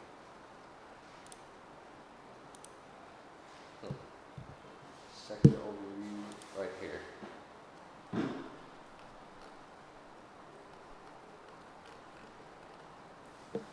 Okay, I guess I can't find. Oh, is it sector performance? See, as you can see, I'm still training on this myself. I normally just pull up a stock and look at the financials. What I'm trying to see is there's this one page where it shows the net transactions of insiders and what they're buying. Oh, I'm sorry, not insiders, outsiders, so professionals. And you'll see the industry trend, and there's a lot of transactions in the application software segment. So I started geeking out because I didn't know fund managers were already all over this market segment, which is my favorite market segment. That took a hit this week, like Splunk, CRM, Workday, because I sell that software too, right? It's a very high margin business. The second industry that is just as popular as application software is biotech. Biotech has incredible margins as well. You'll see like 80, 90%. What is wait for? So within technology, there's application software, semiconductor, online media. Manufacturing and Why is it not manufacturing and all those. like semiconductors? Or what do you mean? Manufacturing, like other stuff like banking. Oh yeah, it's over here. Like, let's Oh. see, manufacturing, like basic materials. Oh, I see. Within technology. Yeah, we were in technology. Yeah, Right. so like I said, maybe this could this platform could provide 75 more sessions for me. It's good. It's very incredible, right? If you understand the data. Like if I showed you this, It has so many, like thousands Yeah. of charts. if I showed you this 6 months ago or a year and a half ago, you'd probably be like, this guy's too much. Or Yeah. Even now, I don't understand. Like, What is the weight on the basis of? the weight of the what? I'm sorry. Like in this pie chart, how come the this weight is all semiconductors, and how much is Intel holding? Yeah. How Yeah. come Samsung is not there? How come Samsung's not in here? Probably because it's international security. Maybe. So it's only Uh, US industry? Yeah, I probably I don't have exposure to that. See, you see USA, right? If I purchase Asia, we'll probably see it. That would be awesome. Oh my. Right. That's. Oh whoa, do we have it? Oh shoot, we have it. Yeah. All right. TSMC. Well, see, I'm learning something new too. So what is the world over? What is what? World. World over. There's no consolidated world over. Wait, world what? Yeah, total. Oh. All over the world. There is no tab for all over the There's world. all regions. Oh right. Yeah, I guess just by it's What about- continental. What is in India? It's the first time I've seen India out of Asia. Like No, right? Not integrated into generally Asia. they make it. India's an emerging economy with Russia and No, China. I mean China and they include all this in Asia. Yeah. They don't have the data. Yeah, so no data right here. Because there's no player from India. Yeah. In But semiconductors? the Asia one was very interesting, guys. So why come they? Okay, we Let- found something. How come let's, why the heck they had a separate tab? Anyway, just Oh no, I mean they have probably India for all the sectors, and maybe for semiconductor they don't have anything on India. Yeah, I'm really disappointed I couldn't find what I wanted to show you guys because I could have sworn it was down here. Just to show you like how popular. Let me see, insiders, gurus, real-time picks, list of gurus, So portfolios, weights- scoreboard, weights are on the basis sector of what? picks. Industry trends under gurus. This probably is it. Yep, this is it right here. Okay, this is what I wanted to show you guys. So it was actually under gurus and not the market overview. What I want to show you is, if you guys already know my favorite industry, and I know the data says number of buyers and number of sellers within entertainment, oil and gas, right? And then if you net it out, Yeah. if the sellers are more, you have a negative, right? And if you net it out over here, you have more REIT buyers.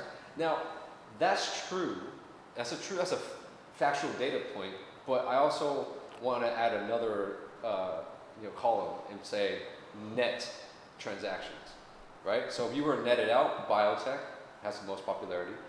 What And- does How number about of sales semiconductor? mean? How about semiconductors in this one? What does this mean? Number of sales mean? So number of professional money managers selling and Okay. number of professional money managers buying. Can we look at the semiconductors one? Can you go inside one? Yeah. This one, let's say. What does it say? It's entertainment. No, nothing. So is it like a sell rating by Guru? No, it's just like let's say there's 100 money managers. Okay. 75 of those money managers decide to sell, Okay. and 25 decide to buy. With what? In a world of Entertainment? Yeah. So is it So, like sector so buying or this is it data like is from I forgot which SEC filing, but it's the one where each fund has to disclose their position. So they So- take that data and put it So here. let's go down and it says number of net buyers and as you go down it's increasing. No, for one left column, yeah.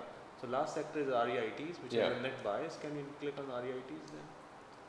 Uh, But it net- doesn't say. well, I mean, it wouldn't say anything. Okay. It doesn't say. So- it's overall a trend it's showing. Yeah, it's just The showing net activity. buying in REITs. Okay. And net sale in. Okay, so Fund here, managers. let's take a step back and let me explain to you guys. So, you guys know how I like to pick stocks. Like I like to pick the top cool ones. This tells me where are all the money managers playing, right? Because we're under external or gurus. It's telling me that there's a lot of players in this space, and you got to think about these money managers, right? They're economic thinkers. They're efficient with their time. They're serious about their time. At least I know I'm serious about my time.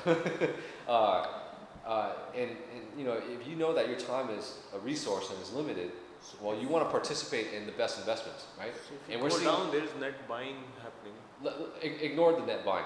Just add these two together. 176 plus 186 has the most activity. So biotech is a hot segment to pay attention to.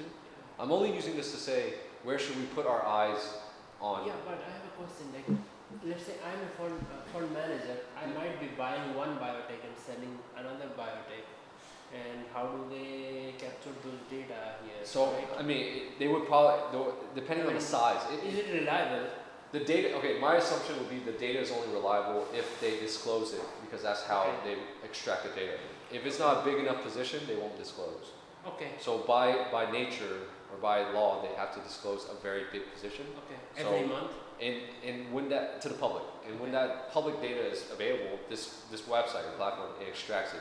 So you could say they unloaded a major position here and disclosed it, and then took a major position here and disclosed it, right?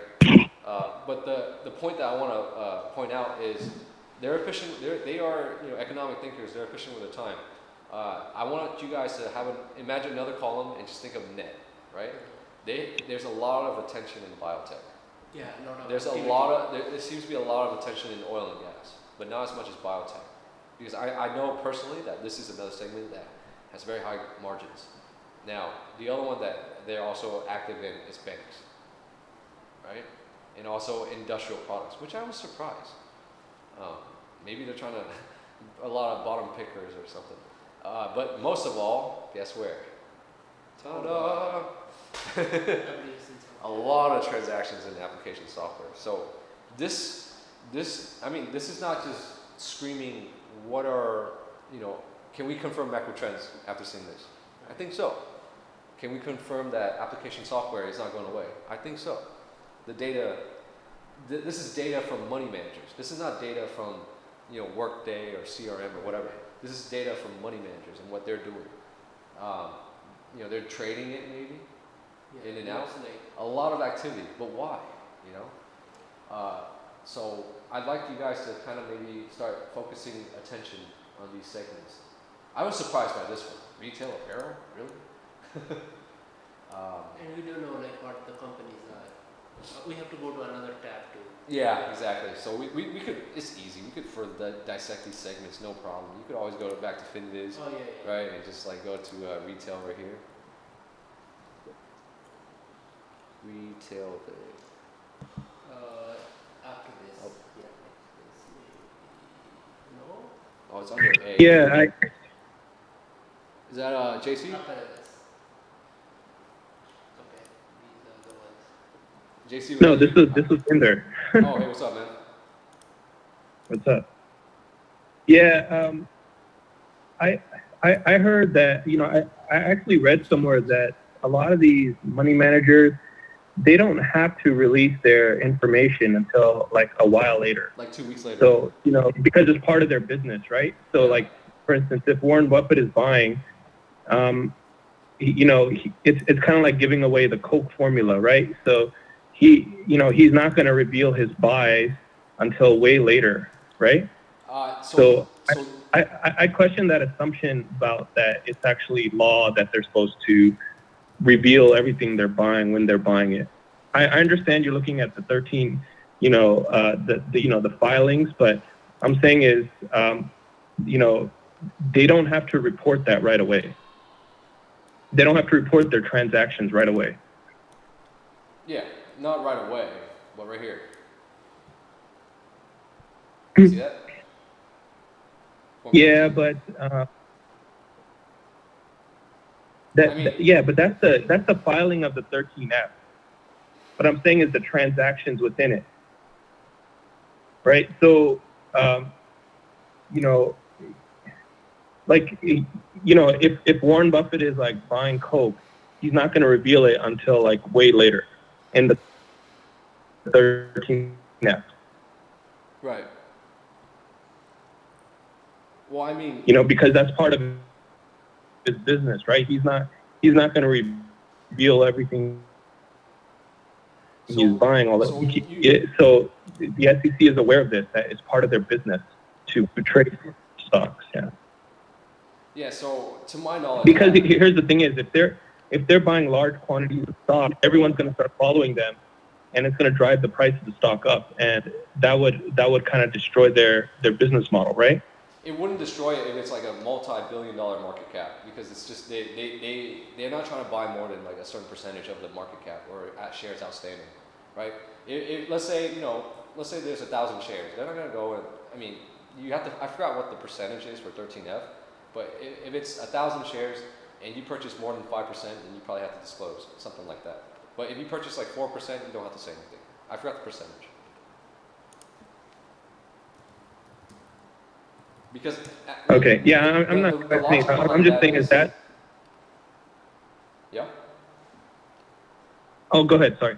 Yeah. So like the logic behind that is like, okay, this is like a publicly traded game. Everyone, could potentially be in this game if you're like an Apple and stuff or Facebook, right? And so they're going to take a significant position. I think the government put a rule onto the game that by law you should disclose. That's my understanding of it. If you want to develop the understanding further, I'd probably recommend let's read more on 13F filings, right? It's probably not. There's 13F. There's another one. So this one's if I recall, there's one that's specific to the money manager, where if you have a certain amount of assets, this happens in like wealth management too. So this one, let me see, also known as the information required for institutional investment managers form. Okay, is the quarterly filing requirement of institutional investment managers with over 100 million in qualifying assets. Okay, so this is a different one. Is it 13G? I can't remember. Which file? Right here. Anyone who acquires ownership in a public company of more than 5% of an outstanding stock. You have to file, a 13G. So my understanding is that this website, GuruFocus, they did a good job of extracting 13G. I apologize about 13F because 13F is the fund manager specific rule. The 13G is the 5% specific rule, and I believe this one would apply to even a corporation. For example, if Intel bought ASML 5% of it, they have to disclose. Though they already do in their press releases, right? So 5% is big. 5% is Really big. big. So that's why you could buy Coca-Cola, right? Like 5% of it. Well, what's the ticker for Coke? Is it CO?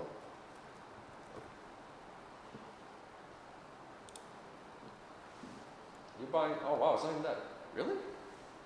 No, bottling. Oh yeah, well, I guess I'm wrong on the Coca-Cola. I think the ticker is KO. KO. Okay, that's what I thought. I was like 1 billion. Here we go. Okay, thank you. That makes sense. See, 184, right? Like, if you're gonna acquire 5% of this value, or 5% of the shares, you're a little tiny person. I mean, well, okay, you're not a little tiny person, but you're right. But what I'm trying to say is, if let's say he's acquiring 5%, that's not going to happen overnight. No, it's like a month right. trade. So technically he can be under that 5% requirement, right, for every 13G that's reported,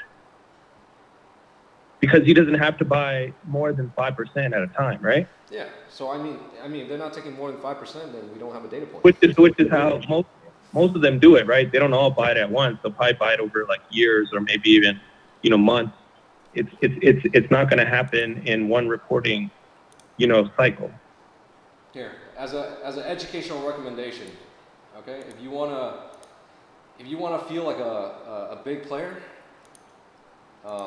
check out this segment. All right, nano cap, caution, red flag, okay? Skull signs. You want to feel like a big player and move charts? Test it out. And try the nano cap space, right? See how many shares is in the smallest one right here, right? There's about 3 million shares. Try buying 100,000 shares, and then see how you move the charts and start understanding how to get into position, because ultimately, you could become a great money manager one day by using this in and out technique at a very nano level and apply it to, enterprise level, or major, large cap level, if that kind of helps. Maybe you acquire 5% in this company, right? You gotta go follow on those. Do you know what that is? Do you know what that is that you're showing? This is a penny stock. Have you heard of reverse mergers? Huh? Reverse mergers? Yeah. Yeah. So when a company's tanking like that, all the way to zero, it's basically becoming like a shell company, and its value is basically the fact that it's public. And so a shell company will acquire another company, and then that acquired company will take over the board members and eventually change the name of the company as a way of going public rather than the traditional IPO route. So it's, even though like these companies are losing money and all of that, they still have value, right? And the fact that they're public. So this company's worth what? 1 million? Is that right? I don't know about this company, but the fact that it's tanking like that, This one's 10 million. leads me to believe it's becoming a shell company. I mean, there are private companies that are bigger than nano stocks. Like type in TGLO, for example. G as in green, TGLO. TGL. No, there's no C. Yeah. I don't. Is that gonna show? Okay, never mind. Well, I mean, okay. So let me interrupt a little bit. So this market segment that you're looking at, it's very small. I mean, it's nano, man. It's micro cap. This is not a investment grade area to play in. It kind of goes against the need to analysis. We could talk about this segment in the coming weeks, depending on how I set it up. But I'm gonna have a penny stock short selling series that I like to just go over, keep that skill set sharp, because I'm aware of that market segment, how it works. But for the time being, I might get kicked out. Let me try to finish whatever I have left to say. If not, we could push it to next week at the new place. Next week would probably be relaxed. I'll give you guys a tour for people coming in. Don't worry, there won't be pushy salespeople. I'll be the protector. It's very relaxed, and it's like a family culture there. I like it. Where was I? GuruFocus. So I'm sorry guys, with the time that we have, I might get kicked out. So just want to put that out there. Insiders. Well, let's see. Let's analyze the stock, and I give you guys a little overview. So filings, you have quick access to this, right? If you were to use it. I know historically we would go to investor relations. Keep in mind, in here they do have the objective reports. Don't forget, you could get it from Edgar as well. Edgar is the government. Edgar. That's another place to download, SEC filings, right? But I'm pretty sure they got it from here. It's sec.gov, which is short for Edgar. It's on their site. I remember it says Edgar somewhere, but yeah. Anyways, you could get those documents here, even like the OTC ones, I guess, what Indra was looking at. So that's a quick access to it. The other one is, again, the gurus, right, what they're holding. We're going to analyze this a lot more. I showed you guys Bill Gates today, because half his net worth is tied to Warren Buffett's investment performance. And then we're going to look at insiders, right, major CEOs. Excuse me, do you have this room? Does she have this one? Oh, never mind. So that's the external professionals, the internal professionals, the macroeconomics. This is like the miscellaneous sections, right? Articles, you guys know, some conferences they might host, forum. The other one is the screener, right? I wanted to kind of glorify this today, that it's a lot more crazier than what you guys know. What you guys know over at FinViz is just fundamental screeners, technical screeners, and descriptive or whatever. Let's see. If you go to screener over here in FinViz, you only have descriptive, fundamental, and technical. Over here, you got a beast. Look at this. You not only have gross margin, but you have the gross margin median. Jesus. Over 10 years, okay? Over here, you just got gross margin for that current snapshot of the balance sheet, which is updated like every Monday. So extremely powerful tool, can only be used in the right hands. joking. But yeah, they have a profitability segment or categorization, very interesting because it shows you a period over time. Also growth. Growth in like every like metric, not every metric, but in every critical metric, right? Like the EBITDA growth rates, or let's just do total revenue growth over not just 1 year, but 10 years. So incredible amount of data. Valuation ranking, right? You guys want find those bottom pickers, steal in the markets. They got the price. Well, you could do this on FinViz, but they do have some nice sophisticated ones, right? Like the 6 months price index. Wow. But like, especially if you're a momentum trader using the 20-day SMA, this is awesome too, right? This one's really awesome because to me it's like, oh, is it touching the SMA, right? Because sometimes when it stretches too far away from the 20-day for my momentum trades, I gotta cut it back, man. I gotta take some gains. But yeah, very, very helpful. I like it. What else? Valuation ratio versus valuation ranking. Kind of the same, but just the ranking. The same classic ratio as you know, except they got this one, price to operating cash flow, right? Price to free cash flow, which is pretty much like a watered down version of price to earnings, right? I'm sorry, price to earnings is more of a watered down. This is a less watered down version of PE because it didn't take into consideration maybe like interest and other things. That earnings, PE is like the net, the final. That's the most watered down. And then this is like another less watered down operating cash flow, right? So this is, this is really where the savvy investor really geeks out to. Very strong, deep metrics to analyze. So that's interesting. And again, fundamental data. They have some other stuff that we will go over, and I'll try to develop like a screener mix and share each session or something, because it's the application, right? Going back to what I said earlier, today's the education, or I teach you the education, but it's the application is where you really break to the next level, right? I could teach you sales, cold calling, and sourcing deals, but if you don't go out there and source deals, then hey, like, hey JC, I like this dividend charting feature. Ooh, what you got here? Do you want another cool site where you can get like operating information? Yeah, what you got? I don't know if you're. Just shoot it to in the link right here. Here, that link. Oh, Morningstar, yeah. Yeah, I mean, we got access to that. Though this is like me like throwing away money. Like I have Morningstar access, but I don't really use Morningstar. Okay, it's free. It's free. It has a feature that like doing the dividend yield, it graphs it for you. It's pretty cool. For the whole length of the company, the website that you just did, yeah. Yeah, really cool. GuruFocus, it's really cool. Yeah, it seems to be like the investor standard. So, I hope in a way I help you guys like not waste your money on other ones because I already did the job in filtering them.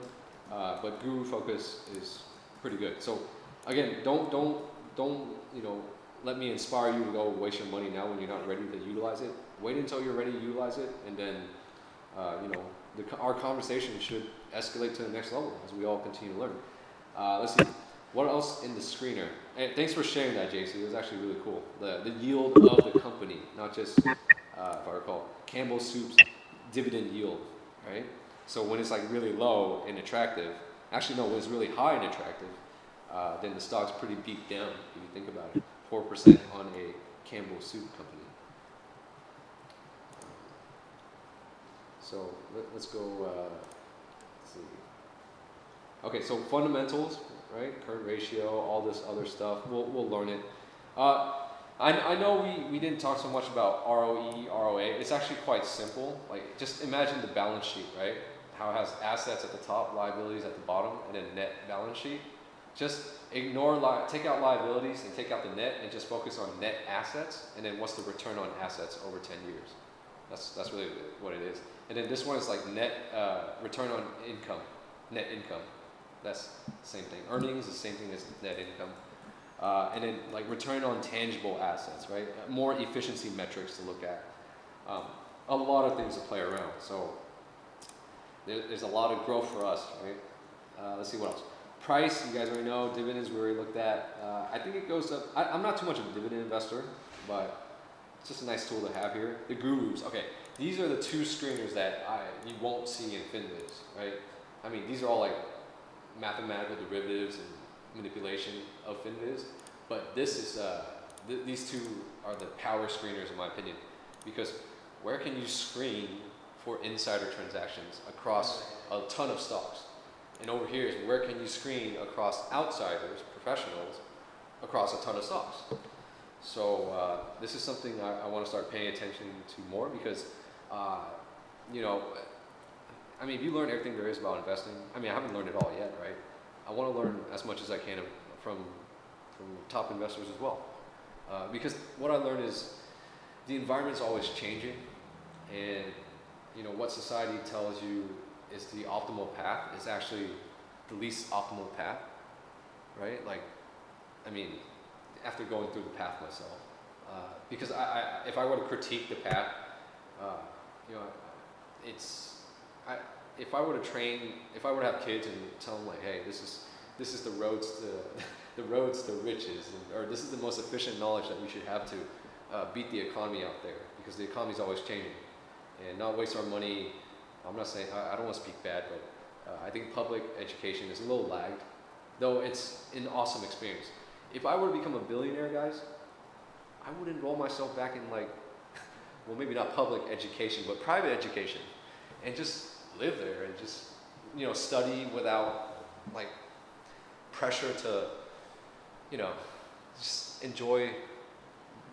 Yeah, like if I were to, you know, structure out my life and pick a specific time frame to repeat over and over to like insanity, I'd probably pick college days, right? Because after college, everyone goes to work, and I hear people complain about work all the time. Like, I'm sick of work, working for someone else, putting in my time. I feel that way too, man. Except I feel it a lot because I'm putting in a lot of effort to get out of it.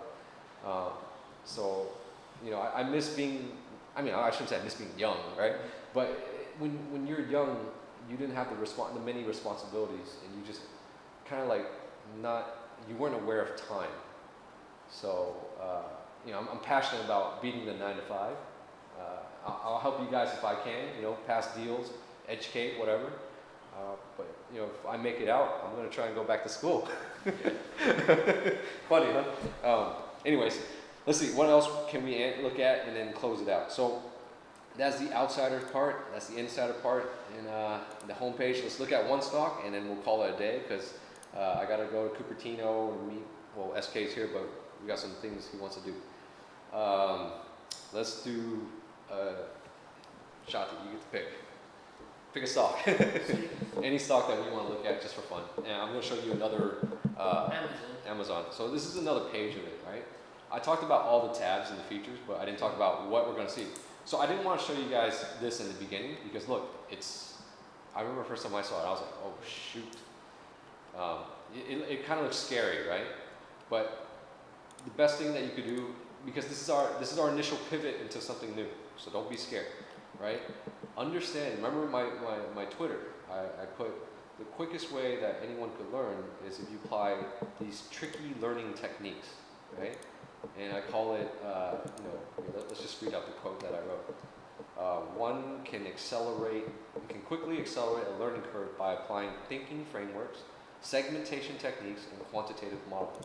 So as we're pivoting into a new subject, don't be intimidated. Understand that there are segments to it, right? If we think profitability and growth, we're thinking income statement, right? Which you guys already know. And these are probably income statement metrics, right? Return on income statement. Return on, well, this is a balance sheet metric. But you guys kind of know how profitable, and how much growth does this company have? What's the financial strength, right? Their assets. I guess there is EBITDA in here, debt to your earnings. A very watered down, not non-watered down earnings, a very pure earnings, right? And then the classic ratios that we see and some additional ones that we haven't seen in the other segment. But the key thing to look here and how to flip through it is when you put in the stock, which is Amazon, you could look at stars, though. Don't be lazy and rely on the stars like, oh, it's a 1 star. Put in some, analytical manpower, human power, and then you could look at this, but it's up to you. And then apply technical analysis as well. But very, very helpful, right? Just break it down, take it easy. Oh, I gotta go, guys. We're heading out now. All right, guys. Thanks so much for coming in. Looks like I've been pushed out again. So last meetup here. We might come back because they're saying they're going to renovate the office. But let's connect next time. See you guys. And thanks, Raj, for coming in. And Liz, thank you as usual. And Steve, Sylvia. See you guys. Oh, P. Shang. Oh man, I was hoping to see you. Hopefully you make it to the Cupertino. Yeah. See you guys. So next week is Cupertino? Yes, the next area is going to be Cupertino. We'll talk. Okay. See you guys.